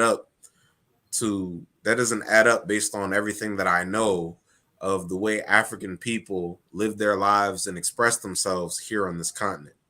You know, I think we still are African people. I think oftentimes we just are unconscious of exactly who we are. So how much grace do we? I, I s- I just I just feel like that gives us too much grace though, because Mm. it's like I'm waiting for you, because there are people who are dangerous to the community, right? Yeah. So, and I know this is going off topic a little bit, but it's just I just feel like, okay, if you're a danger to the community and saying that you still have that kind of that, and I agree with that, but at the same time, where do we put these people then, because there are people who are just dangerous, and they have no desire to be African, right? So a lot of Mhm. times we use the word black because saying African makes people cringe, so I just, maybe that's just another conversation that we'll have, No, because I think it's related. yeah, Yes. okay. Yeah. um because I do think that giving in essence is, in like I said, I can be extreme sometimes, but giving, well, I'll say it this way. I feel that we're in a situation that is dire, right? Like, Yeah. whether we want to, just like you said, like they're waging war on us, but we're not waging war on anyone. Right. So in that essence, I'm like, okay, do we have time for the people who don't want any part of it? Do we have time for that? Well, I mean, just because I mean, whether people are aware that they're Africans or not, that doesn't necessarily mean that you need to be organizing with them. Okay, so, gotcha. so for me, I'm a believer that I'm not a believer in any kind of uh mass awakening. Mhm, I don't think that's going to happen. But I do believe that people who are dedicated and very serious need to join organizations with each other. mhm. So within the context of an organization, you can decide to discriminate and include. You see, you Okay. can decide who it is that you you can decide who it is that works with you and who it is that you decide, you know what, you can go work with someone else. Gotcha. You see, Yeah. I'm a believer in that. Right. Yeah. I know some people think that's harsh, or some people think that's reversal or reverse racism or whatever. But I don't believe it's reverse racism. I Mm, believe that No. people sometimes need to understand very clearly this is our mission. Now, you okay. know what? If you want to participate in our mission, you can join our organization. If you don't want to participate in our mission, then you know what? You can continue to do good for our people. Just go do it with someone else. Yeah. Like Okay. Mm. Yeah. I that's agree. not, I don't think there's any one I don't think there's one path to liberation. You know what I mean? Yeah. He said embrace the embrace the reverse racism. I don't Oh think it's yeah. reverse racism. I think it's just a protective measure. I mean, think about this. Most black folks in America No, are we're not not doing to each other conscious. what white people do to us. No. If that's what's entailed by reverse racism. But I do think, but I don't, I, you know, but that reverse racism thing, it only normally comes up when people exclude white people. When you start Yeah. excluding white Yeah. people, all of a sudden they're like, what? You need to broaden your horizons. You're narrow. Yeah. You're an essentialist. Yeah. You're just as bad as Hitler. Yeah. I don't know where that comes from. That doesn't make any rational sense, but people say that kind of stuff all the time. Absolutely. But I think it's more of a protective mechanism. I mean, if you think about it, most black folks in America are not conscious. The conscious community is probably like 2% of black Americans. So you're gonna have to do something. I mean, if they're not going to share the value systems or the philosophy or the religious beliefs that you share, and they're going to be a disruption or cause harm, what are you supposed to do? Now you can bring folks in and you can continue to, you know, preach the message and put out what you want to put out and see who comes in. But do know that there's a reason why the majority of folks are not conscious. They don't want to be. And they've been, and like I was saying earlier, they've been socialized that conscious community stuff is strange or weird. Yeah. Like if they hopped, if we opened up this YouTube and I was sending this out to folks, I'm like, come over here, I'm having a conversation. They'll be like, what is a Mayat? That's weird. That's strange. If I put this on my Facebook, my family be like, who the hell is Brandon talking to? What's going on over there? Because to them, they've been so conditioned Mhm. in this society that they anything quote unquote African to them is odd. It is the reverse of what they should embrace. And then there's also a lot of questions in the conscious community that we have to pose and be honest about too, especially now. But Mhm. we can't just say we're African when we got Africans here who don't rock with us, if you're conscious or not. Mhm. And we got Africans here who they're like, I'm not African. I'm from Nigeria. I don't rock with Somalis. I don't rock with a South African. So there's even on the continent, there's Africans. This is where Pan Africanism comes in, where Right. they're still not even unified. And we can say that's due to colonial influence or other things as well. But we really have to have some serious conversations about what does consciousness look like for us moving forward and how is this going to help our people? Because we're getting an influx of African folks here who do not rock with Black Americans, whether you're conscious or not. And those are our brothers and sisters and our cousins who we need to unify with in order to combat this system. I'm from New Organizing is Jersey. I don't bang with yeah. anybody who identifies Black American. To me, that's problematic by itself. And how many people rock with that philosophy that you have? And I'm not trying to be combative. I'm just asking. Like what you just said, how many people do you think from that paradigm that are Um, conscious? Just spitballing a number. I think we get into definitions of consciousness. I don't believe everybody is conscious. Sure, I exactly. That's what I'm saying. I Yeah, go think ahead. I Sorry. think I think I think a lot of people claim to be conscious, and a lot of people would like labels and terms, and they would like identities. They would like to say, "Oh, I'm Yeah, this or I'm that, or I'm this label or I'm that label, or I'm this term or that term." But I don't think it's that simple. yeah, I think you genuinely have to understand what it is that you've been disconnected from, and then you have to reconnect to that. And that's going to manifest in a number of different ways for Mm, different people. So I'm not so attached to the word conscious or the word woke sure, or even the word revolutionary or the word radical, or I'm not attached to those things. To me, I'm like, what's the substance of your ideas? Have you reconnected to what you've been disconnected from, and how well are you doing that for other people? yeah. sure. Because people can do that in a variety of different ways, you I, know. I hear you. I agree with you. And trust me, I'm really not trying to be combative. I know black folks I on don't think you YouTube are. come on arguing. I actually agree with like 98% of what you've said tonight for sure. But if that's our like what you said earlier, we are at war. And if that's the strategy and tactic that we have to have just on our own end of this battle, and white folks can just identify with white and be rocking and rolling, we are in trouble. And they are converting black folks into their paradigm. And what I But do you mean by think that all is, white go people? ahead, Do you go ahead, think go ahead. all white people are part of the European Master Race Project? Do you think No, all of them? no, I believe most of them don't even know what the hell that is. But as long as they stay in their lane and play their role as a white person, they still support Right. that systematic domination. And Yeah, that's like what this whole they anti-racism stuff is all about. Go ahead. like they penalized Edward Snowden. Exactly. Yeah, like Edward Snowden is seen as a traitor to them, Right. Right. because for him, he was like, whatever my personal reasons, my personal values, my personal ambitions are, I have a contradiction with those, because whatever I'm being told to do here at the NSA and the CIA and this and this and this, it doesn't Right. it doesn't go with my values as a Right. person.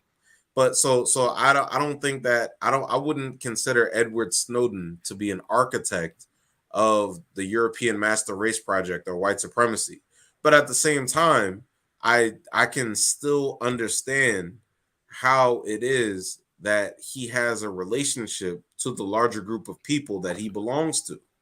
Sure. And that's why people and we're getting back to the whole thing about essential nature. We're getting back to who exactly are people and who it is that they belong to. Who what's their group?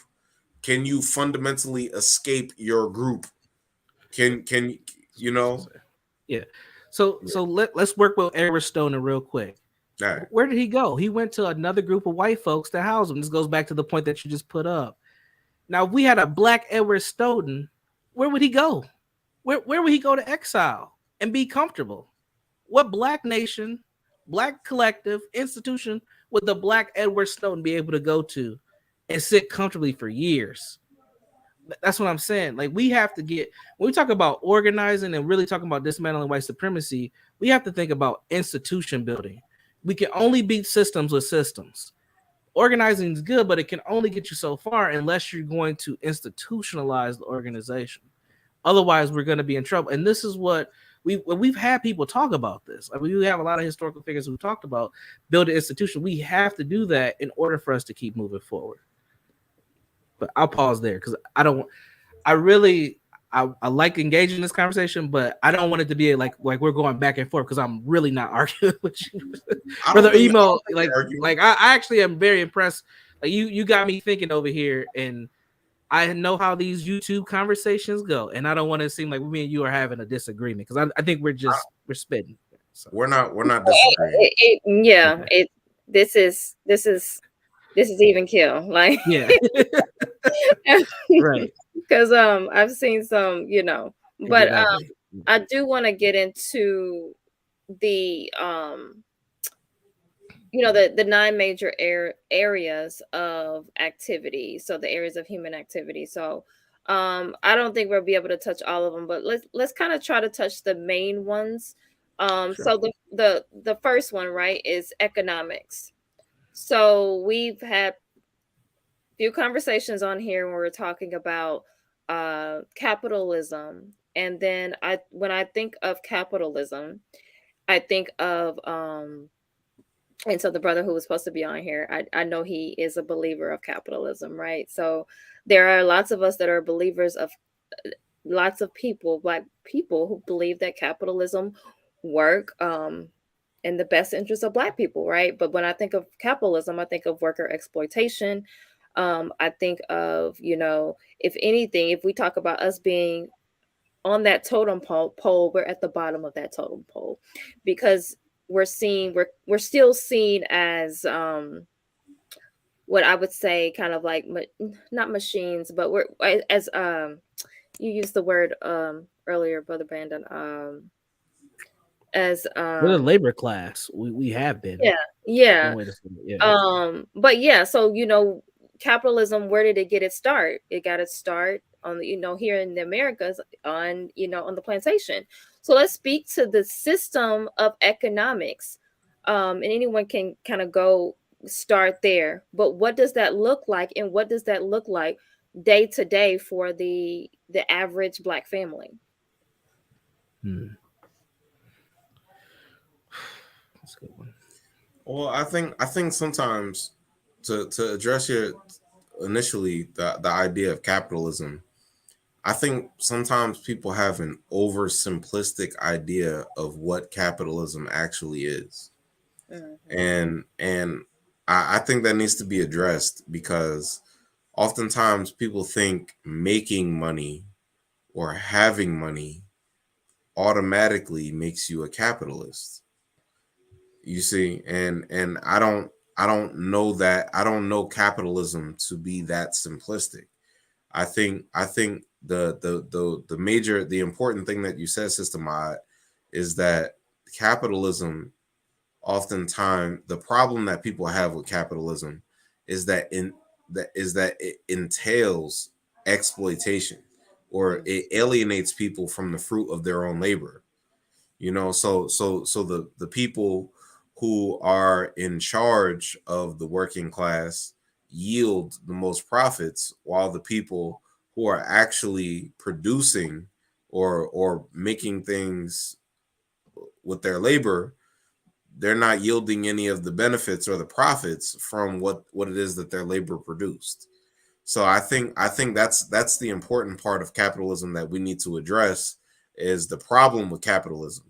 Because there's because capitalism, in my opinion, is an outgrowth of Protestantism, or when Europeans basically decided that they wanted to expand their economy in an indefinite way during the age of European exploration in the Americas. So before capitalism, they had mercantilism. They understood their economies to be relatively finite and fixed in terms of how much material wealth each country or each nation had control over.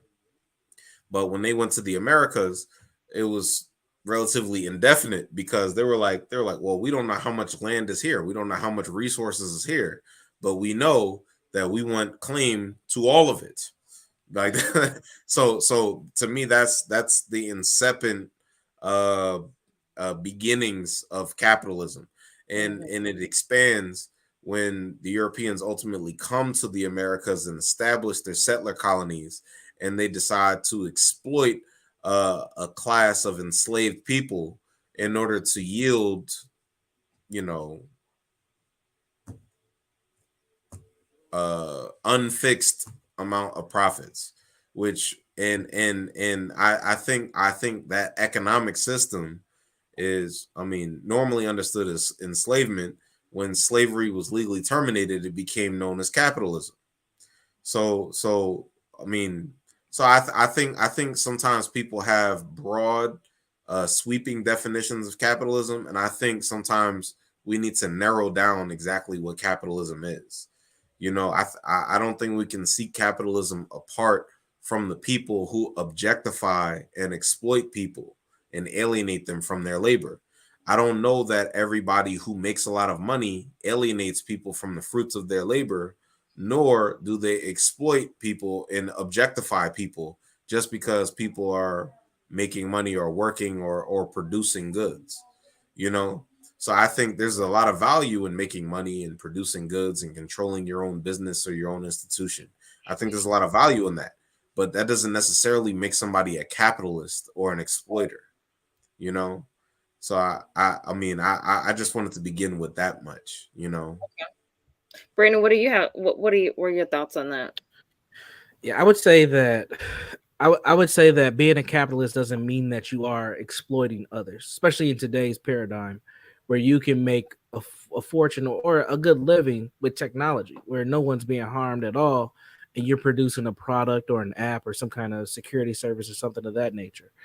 Or maybe you are a conscious speaker and you write books and you help the community with their ideology and their thoughts. Or maybe you're a relationship counselor or something of that nature, and you're making means and you're assisting people. You can still make a living doing that. That is capitalism. That is practicing this trade. And I think in our current paradigm, if you're not practicing capitalism, you're probably struggling in this society. So if people wanted to practice a different type of economic system, they probably shouldn't be within the United States, because capitalism is rolling. And do people get harmed in capitalism? Absolutely.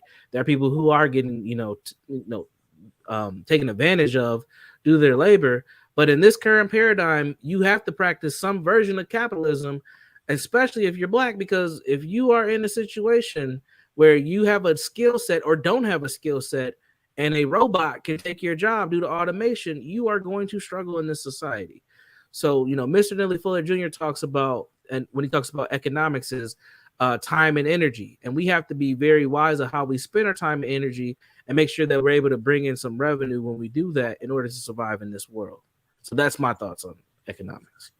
And and the other thing that I thought of as you were speaking, is there's this concept of an informal economy that exists, and oftentimes it's used to explain how people continue to make a living for themselves beyond the parameters of state control or taxation.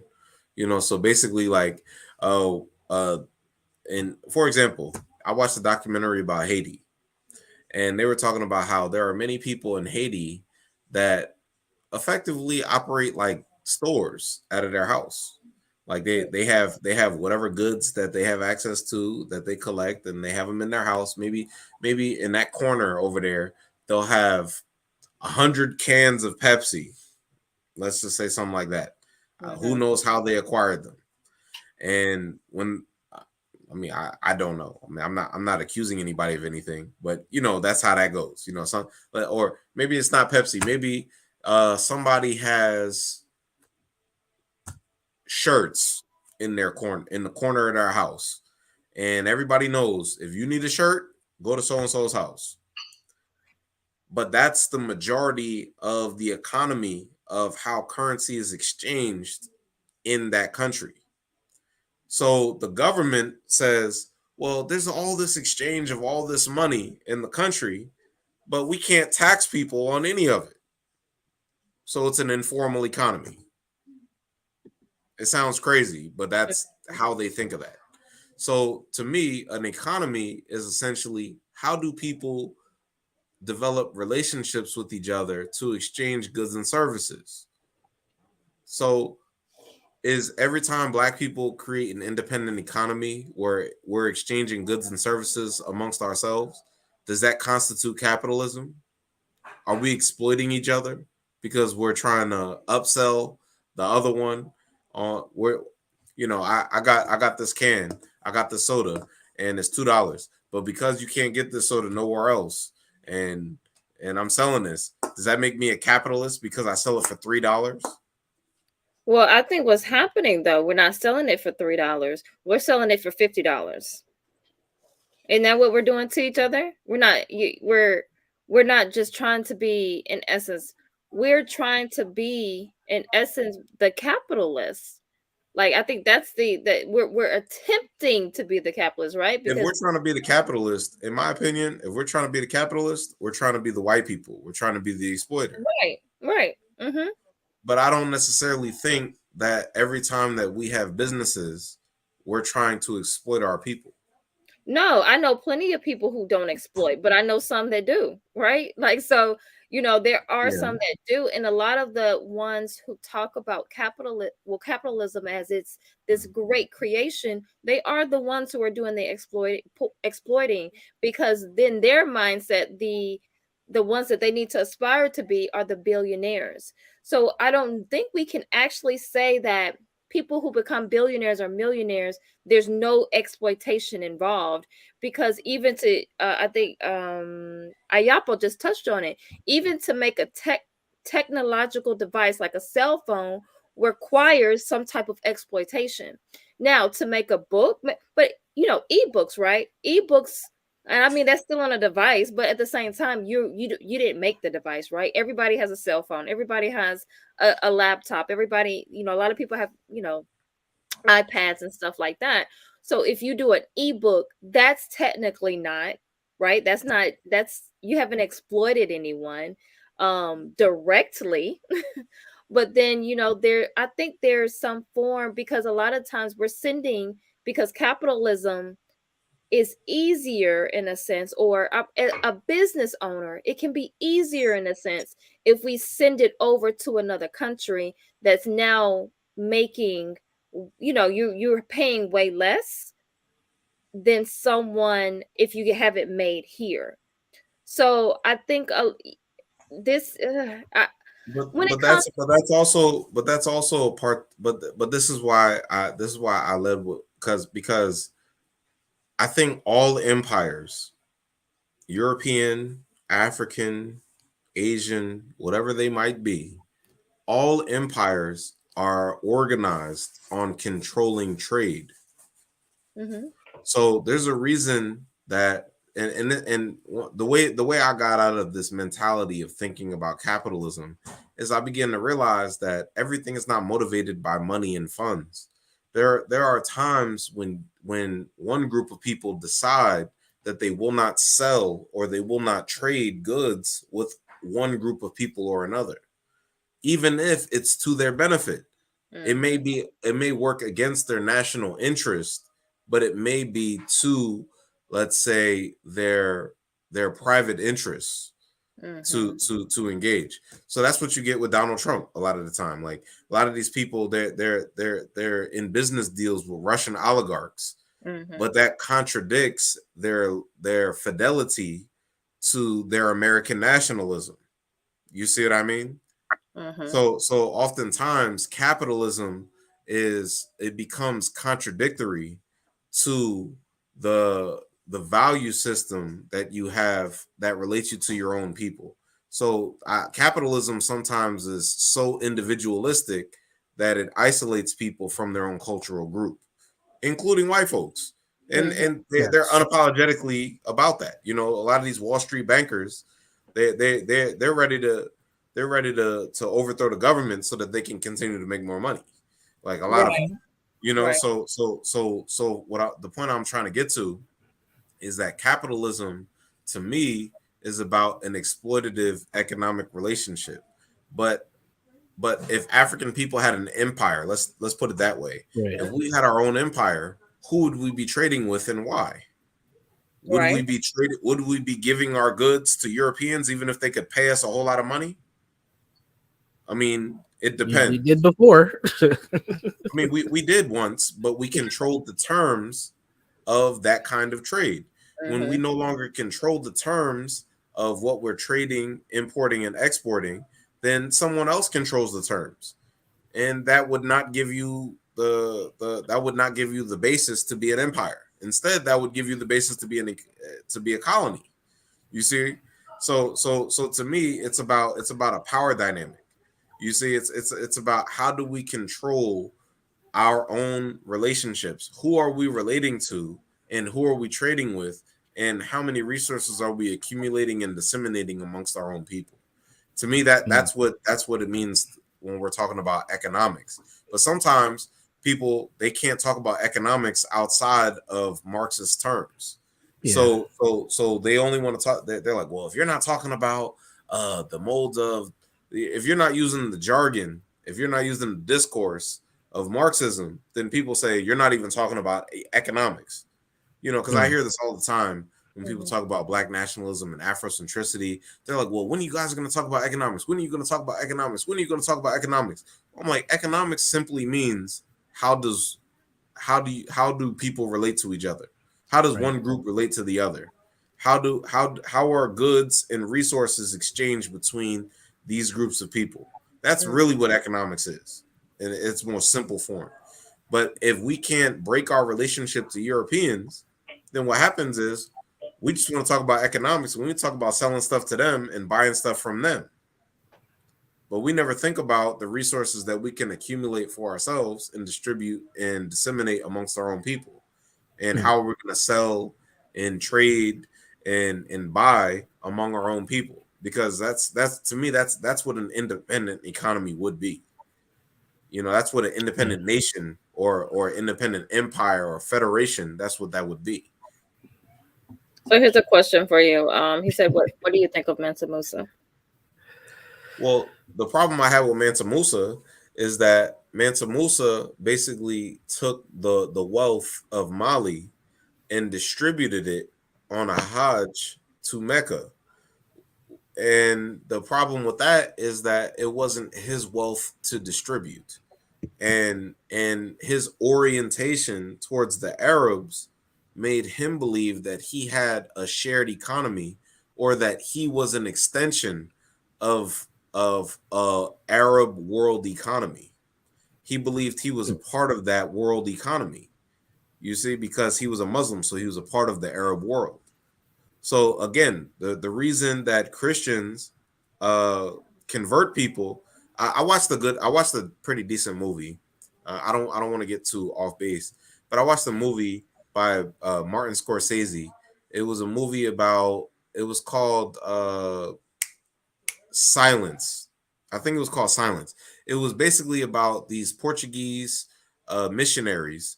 Liam Neeson was a missionary, and he was like their teacher, and he went to Japan. And when he went to Japan, he disappeared. Nobody could find him. And the Catholic Church was scared to send these priests over to Japan, because the shogun in Japan was killing Christians. And when Andrew Garfield and I forgot the other Jewish guy who was in Star Wars, they went over to Japan to find their teacher and to restart the Christian mission in Japan. They got they got arrested by the Japanese shogun.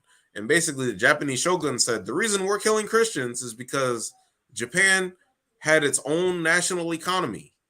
But when the Dutch and the Portuguese and the British came and they came ashore, they began to sell their goods and services, but nobody would buy them. So they began to convert our citizens to Christianity to expand their economy in Eastern Asia. So Mm. we kill the Christians so that we can continue to have our own economy on this island. We can have our own economy in Japan. That's why we kill Christians, because as soon as Japanese people become Christians, they want to participate in the European world economy. They don't want Mm. to participate in just the Japanese economy in isolation from the Europeans, which gives us a strategic disadvantage when we're at war with the people who are invading our island. Mm. So, I mean, I thought that was a powerful point in the movie, because it tells you how, uh, you know, Europeans do not think of their economy as being something that's expansive beyond the people who are willing to trade with them. Right. Some people are not willing to trade with them because they have a different religion, a different system, a different empire, a whole different society, different everything. So they're like, "Oh, why would we trade with these? Why would we, Cuba? Look, we breaking from the Europeans. We're not trading with them anymore. It was the same thing in Haiti. It was like, all right, we're gonna make an African world economy on this side of the planet. The mulattoes was like, we want to be part of the European world economy. Jean-Jacques Dessalines. So you guys trying to break away from the Europeans is a big problem for us, continuing to make money and bring goods and services and bring all kinds of resources onto our plantations. So the mulattoes assassinated him. Mm, You see, if you begin to think about it, in terms of who you're related to, if you think about economy in terms of relationship, then it changes the way you think about economy. I think a lot of the time people think about economy in terms of how much money am I making, how many material resources that I accumulate, but it's not about that. It's about who do you relate to and who are you sharing what, who are you giving, who are you receiving what from. You hmm. see. Yeah. So, we're gonna go into, because I know Brandon has we have to wrap up soon. So, I want to go into education. So that's a big one as far as the system of education. So let's talk about the damaging. Like what brother Brandon, if you can speak to the damaging that happens, and especially kind of differentiate the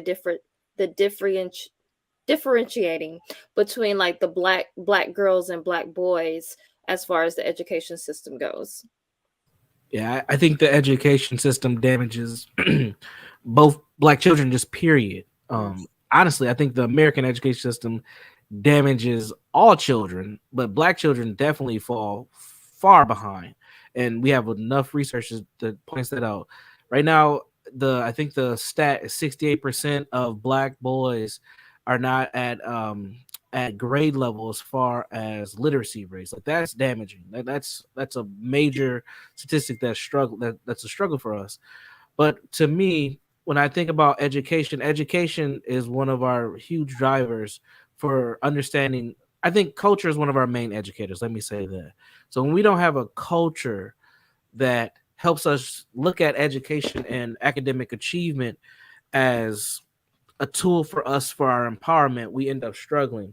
And when we've given up the educational responsibility collectively to Europeans, I think that that's also very detrimental. And I think that's what has happened once we had quote unquote segregation ended and we had integration, is that we leveraged the educational component. And no, not we didn't leverage it.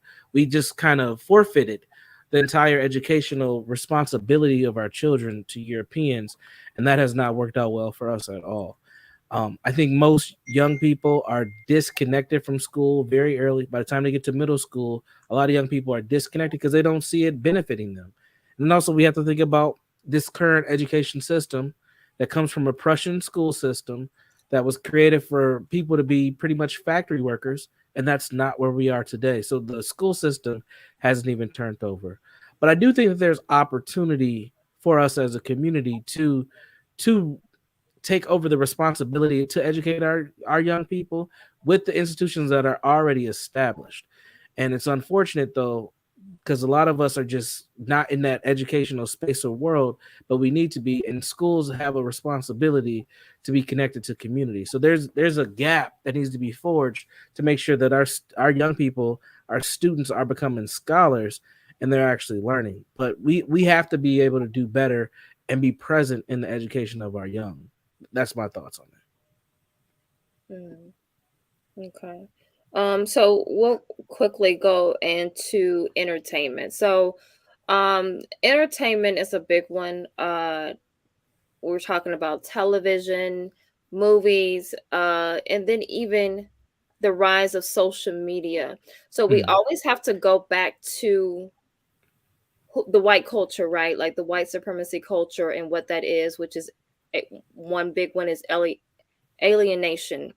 mhm. So the alienation of community within our environment to now this like mass socialism that we're doing, which is fictional or it can be fictional, right? You can be whatever you want to be on social media. So let's talk about kind of the emergence of that and how that is used against us. So either one want to jump in there and kind of talk about what has happened because of that that this mass socialism that we kind of Mhm. look as now as our communities, as opposed to now we are disconnected from actual the people around us or our environment. Mhm. Mhm. Go ahead, brother Mo. I think entertainment is about reinforcing and who you are, or it can be disparaging against who you are. So I think it's about representation. So I think a lot of the time, like I was just on a talk. Who was I on a talk with? It was, I think it was Sister Zakia.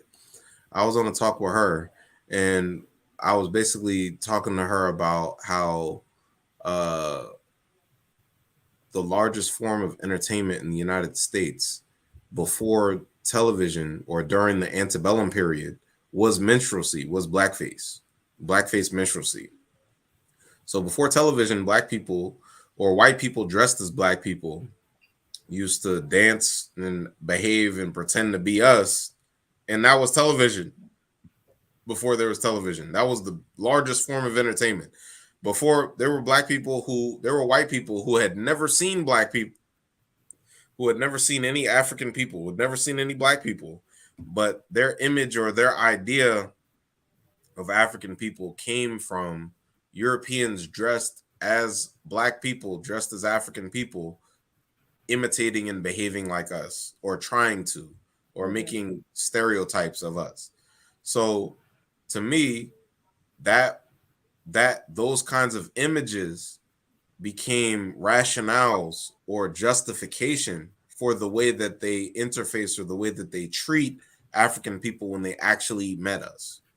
You see, or when they actually were confronted with how is it that I should think of these people, or how should I deal with these people?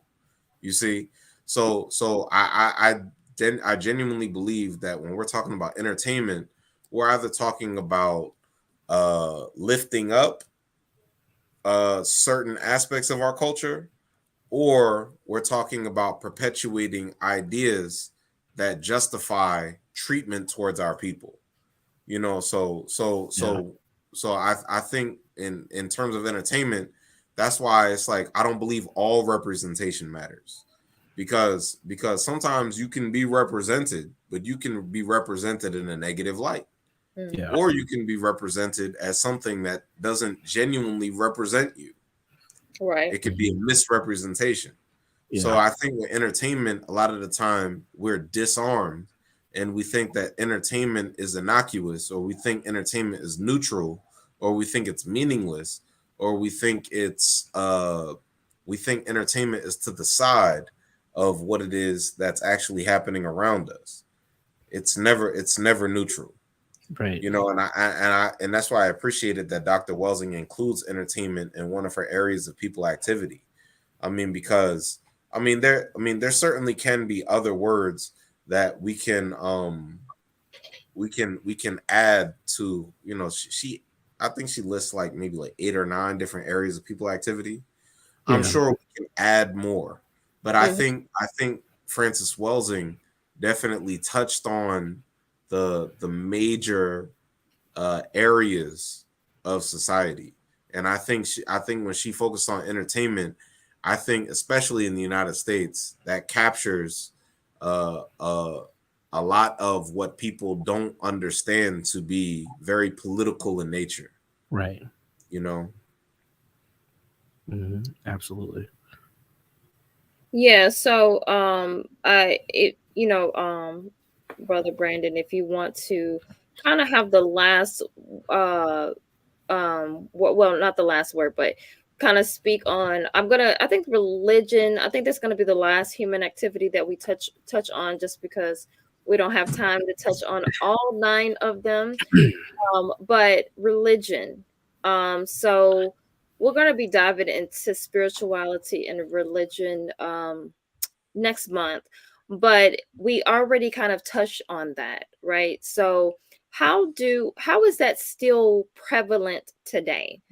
Because we know tell why Sex is um gonna be a whole other conversation. right.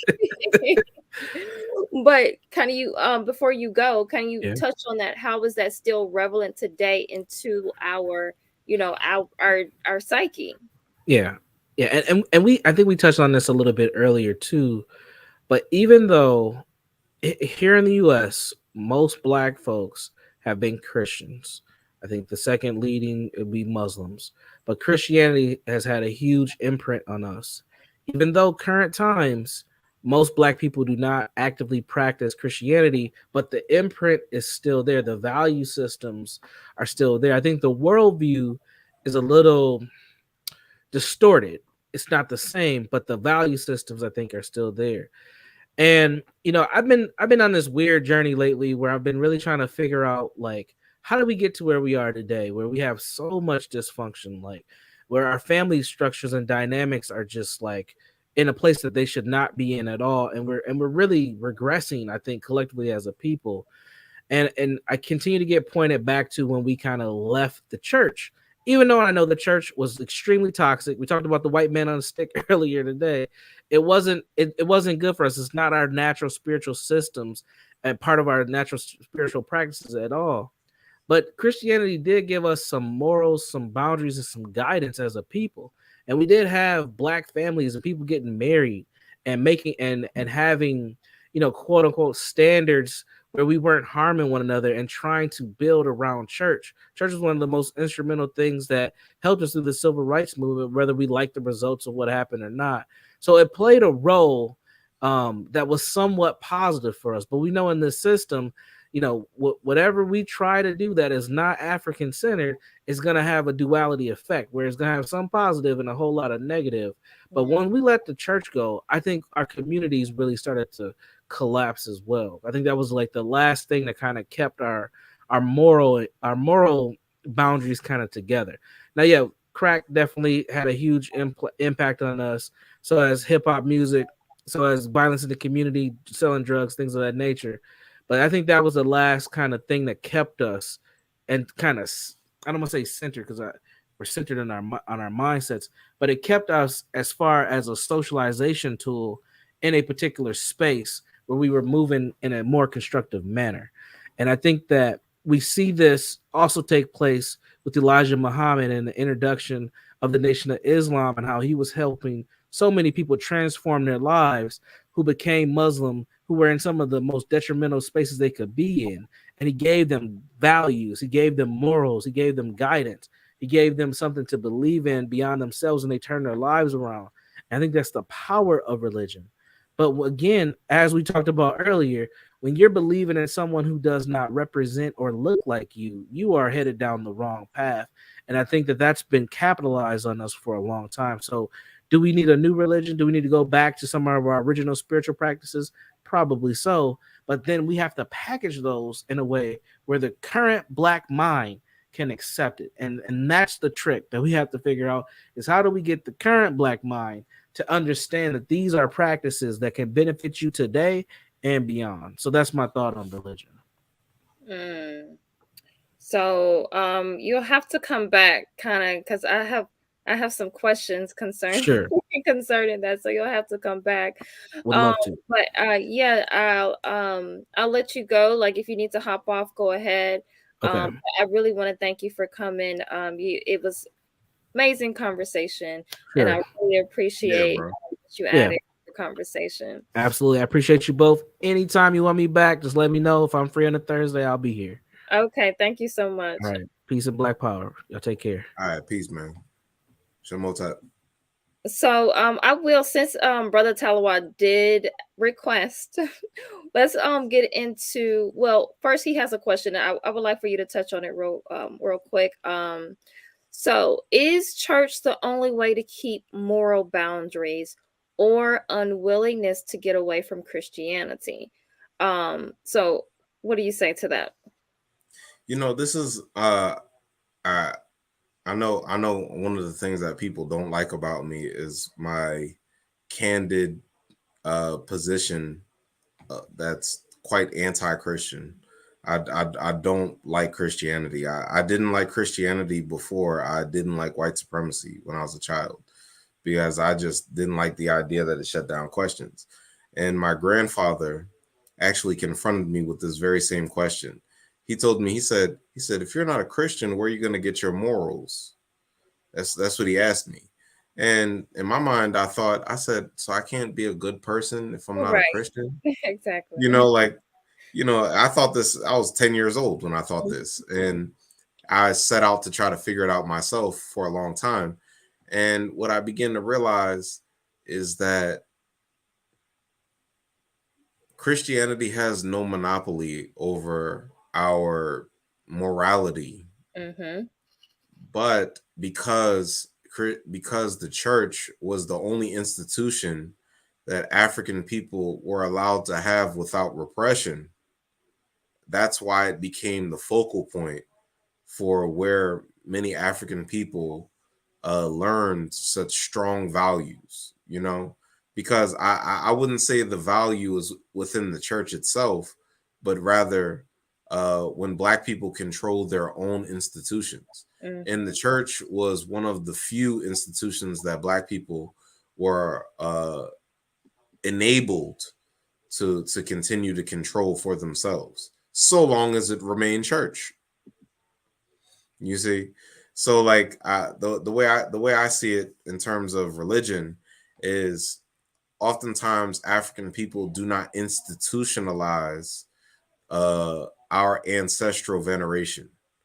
We don't dedicate memorials and institutions to our own ancestors. Oftentimes we just continue to build and participate in institutions that rectify and venerate the ancestors of our enemies, which Mm-hmm. is why many of the institutions do not function towards the ends that we want them to work toward. I mean, I don't want to, I don't want to talk with too broad of a brush when I say that that Christianity has been problematic, because when I think of Christianity, I'm thinking of an ideological system. I'm thinking of a way of knowing and a knowledge system. Many people, when they think of Christianity, they can't compartmentalize the knowledge system and the way of knowing and the ideology from the church that their mother went to. You see, or the place that they go to convene with the rest of their community. Now, I would never want people to separate themselves from their own community or from their own family, but at the same time, you have to recognize that we need to erect institutions for our families and for our people to participate within, that affirm who we are. I mean, I got in an argument with somebody. It wasn't a real argument, but it was basically about like why so many Black women are in church and there are so few Black men in church. And I basically said to them, I'm not gonna say who because they were my family, but I basically said to them, I said, what self-respecting Black man would accept a white man as their father, or as a guy, as a, Mm-hmm. like, so I think that that occurs to many African men, many Black men who go to church and they're just like, yeah, I'm not feeling this. I don't know exactly why. I can't tell you why, but you know what? I don't like this. This don't make no sense to me. So I'm not going. And to me, that's all the men in my family. They call themselves Christian nominally, but they don't go to church. like like they don't go to church. But a lot of the women, they go to church and they say, we're all the men. We're all the good brothers. Mm-hmm. We're all the church going men. But I'm like, well, if you want a strong Black man in your life, why would you want a Black man who accepts a white man as their dad? Or a white man who is their savior?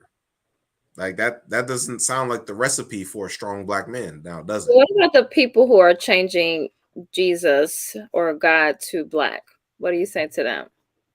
I say still Jesus. I say where is Jesus from? And for such a popular figure, where is he buried? Mhm. Mhm. Because we know a whole lot of prolific uh personalities, and we know exactly where they're buried. We know where they're memorialized, we know where they're celebrated, we know where they're from, all of this.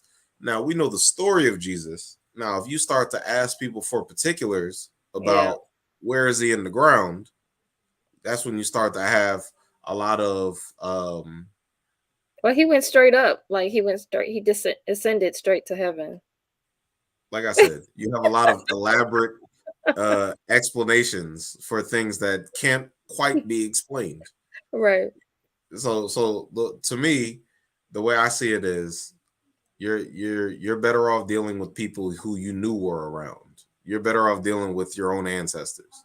I mean, I think if you're an adult, there's no point in having imaginary friends. I think there's a difference. There's a difference between ancestral spirits and imaginary friends. That's the Mm-hmm. that's my thinking on that question. Okay. Okay. Yeah. So I was gonna get into what Brother Talawa asked about the sex question, but I think that needs to be another conversation. I'm gonna go through here and see because someone did ask another question that I wanted you to touch on. Um I mean, we know where all these people in Kemet, we know all these pharaohs and right, these, right. we know where all of them buried. And the white people, they know where they buried too. You know, the white people actually even eat those people. They eat the dust of mummies. They know where so many of them are. They know where so many great. But when it comes to their savior, where is he? Right. Or just where the tomb. Where's the tomb? Where's the So tomb? Telenubia asked who created the ancestors. So I'm not really sure the basis of that conversation, but I'm guessing there's a concept of why why we why we give honor to our ancestors, but I'm guessing that's the conversation because I do know that um Telenubia, I do know you believe in scripture, so I'm guessing that's the question. That's why you're asking the question. Um, I would say I'm not gonna give you any kind of abstract or highfalutin idea of what I mean when I say ancestors. When I say ancestors, what I mean is literally the your mother, your father, the people who gave birth to you, the people who gave birth to your mother and father, your forefathers, your foremothers, the people who you know actually walked the earth are your ancestors. Now, everybody who exists does not only exist in a physical way. So what happens is if we want knowledge that we do not have access to in the present moment, then what happens is we must reflect upon the lives and the knowledge and wisdom that those who came before us had. So that's why you study your history. So I'm not telling you that you need one book or you need this book or that book. What I'm telling you is you need to have knowledge of the past experiences of your forefathers and foremothers. Those are your ancestors, the people who are in your direct lineage and can give you knowledge and information about the world that you exist in now. mhm, That's what I mean when I say ancestors. Now, when we venerate certain divinities, certain divinities were once someone's ancestor. They walked the earth. For example, Shango was once a king. You see, he was once an actual person. If we talk about Asar or maybe even Imhotep or I'm trying to think of another personality. These historic personalities, these people who actually walked the earth, these people who were here, their experience instructed knowledge that other people around them have. mhm, And that knowledge was passed down from generation to generation, oftentimes in one form of a document or another. Now, sometimes that's through an oral tradition, and sometimes it actually may be written. Sometimes it's carved into stone. So that's what I'm talking about when I'm talking about our ancestors. When I say the ancestors, I'm not saying there's a generic uniform the ancestors. What I'm saying is who do you come from? mhm, That's where you need to focus. Who do you come from and what's your original source? Now, the only way to know your original source is to trace back through your lineage where you originally come from, and that will get you to the closest proximity to your original source, which is why African people understand, well, if we want to connect ourselves to the original divine source of who we are, the people who would know most about that, or the people who are closest to that, or the people who could tell us the most, or the people who know the most, would be the people who came before us, Mm-hmm. your ancestors. You see, the people who were here one generation before us, or 10 generations before us. Maybe they would know better than what I know right now. So I hope that helps.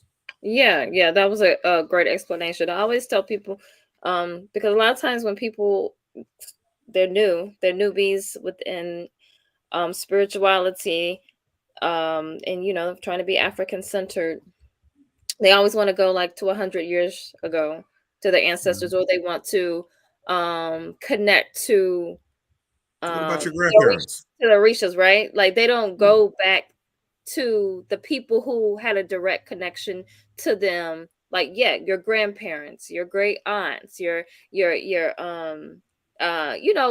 don't go back, or great, just they want to go all the way back, right? yeah. I And mean, and when you go that far back, a lot of the time, I mean, um,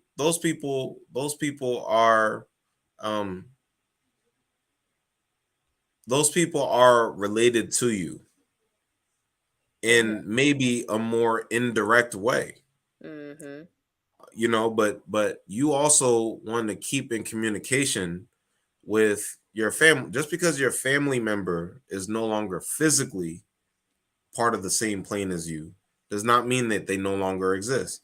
I mean, I talk to my grandfather all the time. I mean, I talk to my family members all the time. And the thing is, who says that they can't communicate back with you? I mean, mhm. if you understand that they exist on a different plane, then how do you open the door between planes in order to communicate with your ancestral spirits? And Right. that's what African spirituality and these traditions are all about. They're about creating a community of who you are, the people who are around you, and the people who came before you that are not part of the same physical plane as you. Mhm. How do you create that community with yourself and your family and your own kin? That's what we're talking about when we're talking about ancestors. Right. Right. So, yeah, I think you touched on that, because if a creator created the ancestors, and the question, who created the ancestors? Are we speaking to the creator? Like, I'm. Well, the idea, if you think about the creator, there's different ways, because now what we're getting into is we're getting into the conception of the cosmos or the universe. How Mhm. how how did the universe come into being? Well, if there was this supreme divine creator that created the entire universe, then there has to be a point at which this creator either created itself or was created. Mhm. So basically, people have different ways of explaining the ultimate creation of the universe. Right. So that's called a cosmology, or a cosmogony. The story, the beginning of a people, or the beginning of the universe, is a cosmology. So different religions are going to have different cosmologies. Different cultures are going to have different cosmologies. For African people, what it seems to be is, for many black people, for many African people, to the extent of my study, there seems to be a common understanding about the general birth of the cosmos, or the creation of the cosmos, in the way that African people explain their own existence, the way Mhm. that they explain their own place in the universe. That's called a cosmology. Many African people share a similar or the same cosmic view, which is fundamentally different from the way Europeans might Mhm. explain their their their their entry into the universe, or their creation, or their birth into the universe, or the way different Asian groups might explain these things. So it is a bigger question, and sometimes it's hard to wrap your mind around because, you know, I mean, I think you need sharper definitions when you start to get uh when you start to look at things at scale like that, you know. So you said to keep talking about ancestors and missing the creator. The ancestors didn't create nothing. All praises go to the Most High. So even we're gonna get into spirituality next month because it is. It's a lot to talk about when we're talking about this because we're talking about what we have put down now on paper. Well, the most high is your first ancestor. Right, in understanding, but also your ancestor, right? Like your ancestors are also a part of nature as well. So, if you're going to give honor to the creator, you also give honor to the to nature because I look at it this way because a lot of people they talk about, oh well, the Egyptians they were worshiping the sun and stuff like that. But I said, well, without the sun, and the idea of worship is skewed anyway. It's a European. You have a European concept of what worship is. But at the end of the day, when we're talking about even the creator, which in essence puts the idea of the creator in a box just by using the word creator. But if we're talking about the creator, we have to understand that a lot of things that we are gravitating to and saying that the creator needs or has a desire to be worshiped, because if I see myself as God, in human form, do I need to be worshiped? And that comes from an idea of people desiring that themselves. And so, honoring your ancestors, honoring creation or nature, honoring the creator or the creative energy is not necessarily what we perceive as worship. And so but you can give honor to that. You give honor to many parts that has made you who you are.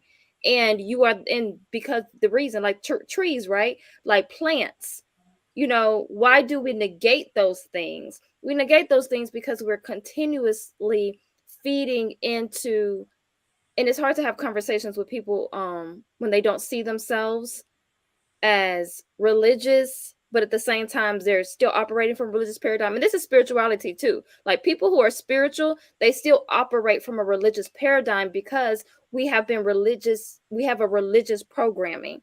So we still operate from that. We have those residuals. If I say the word Jesus, you already have a picture that comes into your mind, even if you no longer ascribe to Christianity. So we still have those programmings. So you have to ask yourself, one, you have to do the inner work within and ask those questions, those why questions, but also you have to not necessarily see those things from those paradigm as far as even like the creator. And why, because I hear this all the time. Why do you worship the things that the creator made as opposed to worshiping the creator? you know I think of it like this: do you not honor your mother just because your grandmother exists? You still, do you not honor your father and like all of these things we honor? You can even honor your children. Do you not honor your children just because you are in a place of domination or power? So I think within that we have to look at this. One, we have to bring nuance to the conversation, but we also have to understand that a lot of our paradigm is coming from other people. It's not necessarily coming from that source within. It's coming from books, because even if you read a book, there are elders. I respect their thinking, but I could say, I don't really agree with that. Just like you did, Brother Emo, today, where you said, I don't really agree with Neely Fuller's um when he says race is not biological. So that's the thing within religion, within Christianity, within within all of it, we have a problem, or within just our people in our family, our parents, people who we see as over us, within pastors, all of those things. We Yeah. don't believe that we can question them because there's a value in quote unquote their status. They're bigger than me. They're older than me. They're smarter than me. So we can't question those things. But that is what it truly means to be spiritual, to question, because spirituality is a being.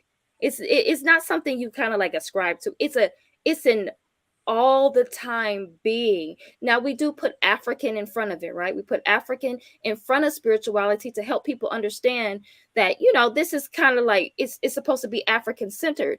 But our ancestors weren't walking around calling it African spirituality. No. They weren't calling it spirituality. It was just a being, and so we have to start Yeah. getting back to that, because we're fragmented in our spirituality, we're fragmented in our thinking. So we always are trying to put these things in boxes. Is the creator, I don't really call the creator, but is the creator separate from you? No, that's the thing. If it's separate from you, then you do have to, in a sense, worship. What That's why celebrities are worshipped so much, because you don't see yourself. You see them as being gods, in a sense. You see them as being bigger and better than you, when you technically are just, when you think of like being They call that they call that idolatry, right? right. Mm-hmm. And I think the only context that you can have idolatry is if you have fundamental alienation. Mm, So basically what I mean is the idea of spirituality in a generic sense, because I don't like the word, because it's kind of broad, and it's too mm, broad sometimes. But I think what African people understood very clearly is that there's a fundamental interconnectedness between all that exists. mm, You see? So if you understand that there's a connection between what you are, Sister Anifa says it's a oneness. Yeah, it's a oneness, but I like the way it's explained as a unicity, or the unity of many things. So it's a interconnectedness. So if you understand that, even if it's at the smallest level, or maybe it's at the largest level, you have a connection to everything that exists. Everything that your body is comprised of it's an element, or it's a substance, or it's something that exists in another aspect of nature. If you can see yourself in everything that exists, and you understand your relationship to it, then that's what we're talking about. mm-hmm. That's what we're talking about when we're trying to capture it with the word spirituality. What is the essence? What is the nature of that thing? Because I know that I emerge from nature. I am a part of nature. I come from nature, and so does this thing. So naturally, what is our natural relationship? What is our natural how do I understand myself within the context of everything that exists, all of the natural Right. forces around me, and how do I understand the natural forces as they relate to me? Mm-hmm. That's really what we're talking about when we're talking about spirituality. But some people, they get a very mystified idea of what Right. spirituality is, and It's then they super get awkward. very abstract, and then they start saying things that don't make a whole lot of sense. And they might make sense to some people and not to other people, and then that's when you start to get into dogmas, and that's when you get back into religion. So Right. so I mean, it it's reminds me of what people perceive as truth, right? You just have to have enough people to agree upon it for it to become quote unquote truth, And so a lot of times when we are having these discussions, it goes back to the religion, and the what we were talking about as far as the uh right, the oppression, how religion is used as oppression. So you have to get to our minds. That's why we're still having these conversations, because spirituality is not necessarily something that you have to push on anyone else. It's the religion that you have, you have to convert. Religion requires you to convert, right? Yeah, So spread the that's why good word. what do you say? What is it? Spread the gospel. Right, right. Yeah. So that's where we get into conversations where it's hard for people who are in that mode of having to convert to actually hear someone talk about spirituality.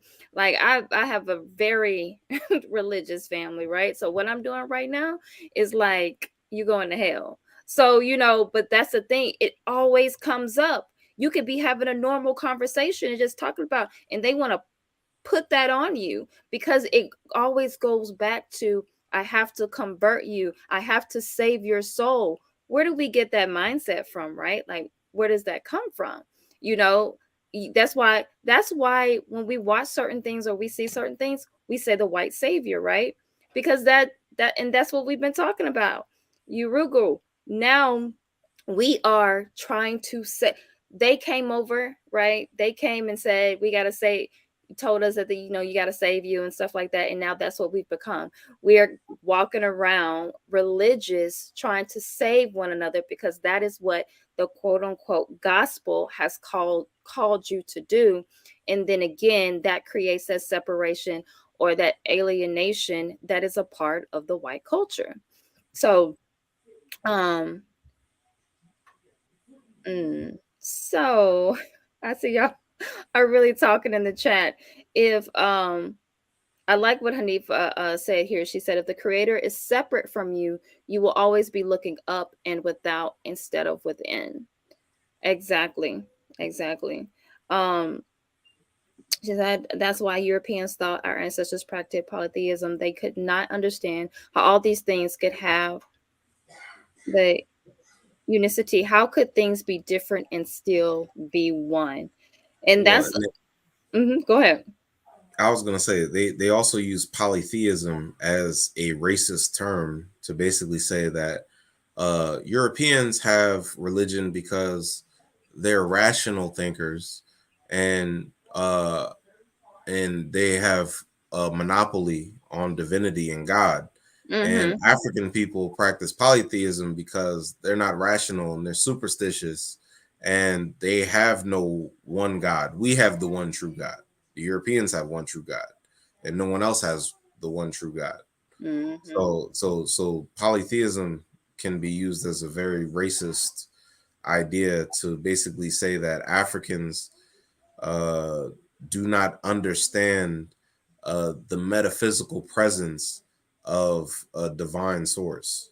They just African people are just almost like objects stuck on a physical plane who are only concerned with the mundane matters of their physical environment, which Right. is which is a very racist way that Arabs and Europeans basically. I mean, that's what they call animism. That's what they call it. They call it animism, right?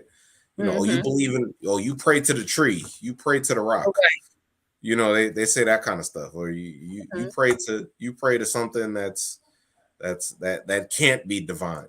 But really, what it is Africans or African from within an African cosmic view, you understand that everything ultimately has a natural and divine source.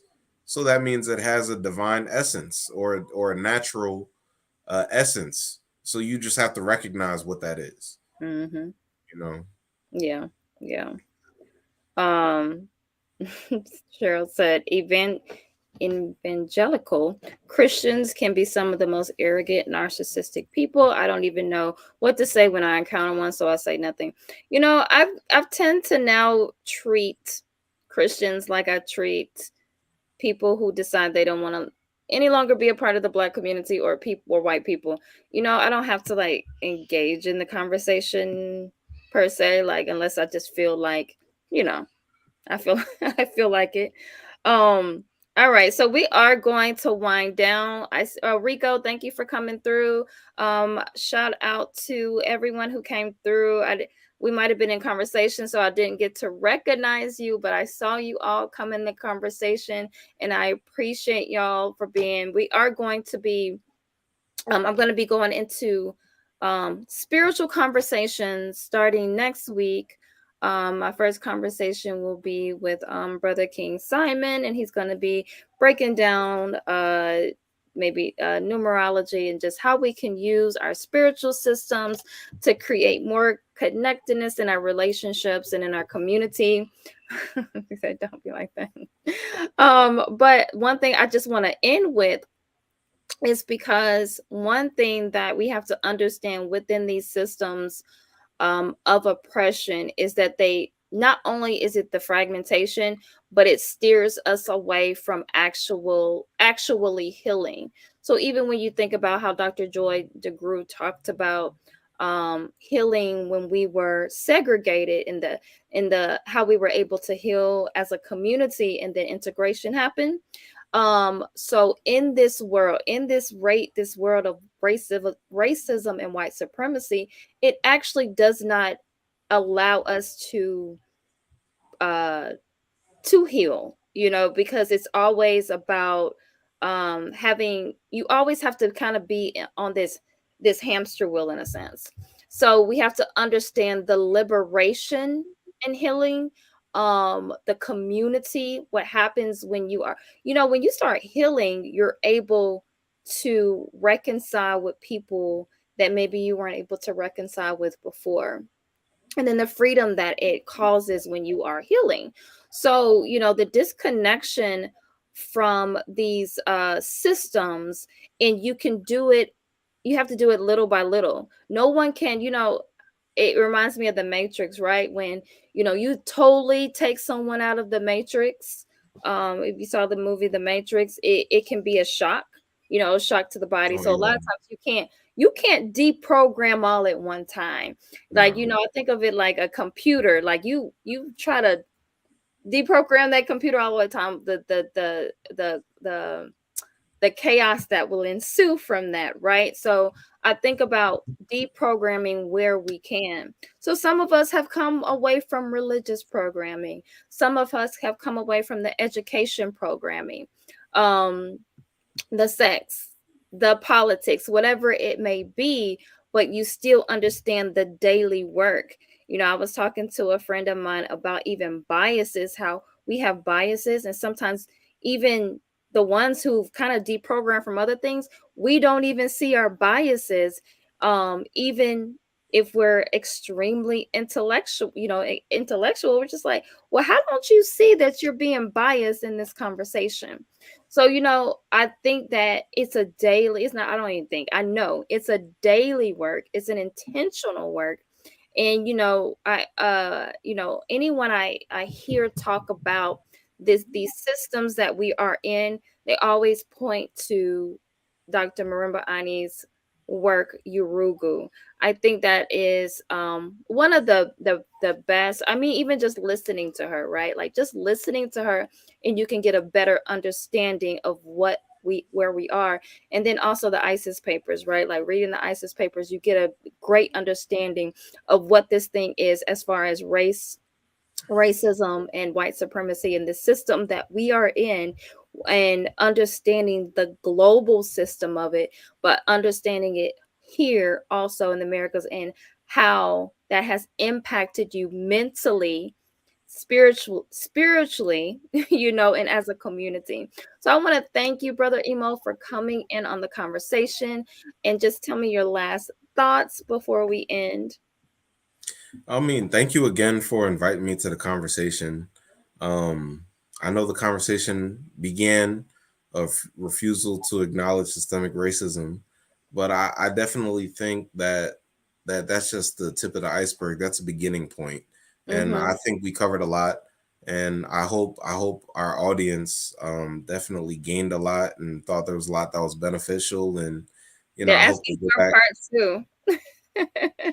Hey, I mean, I'm very much open to it. I mean, I've always enjoyed our conversations. I mean, whether it's here or on Wale's channel or wherever it is, I think you have a lot of, I think you host a lot of great conversations, and I think you have a lot of uh very valuable insight to share. So I'm very open to coming back if whenever that might be. Okay.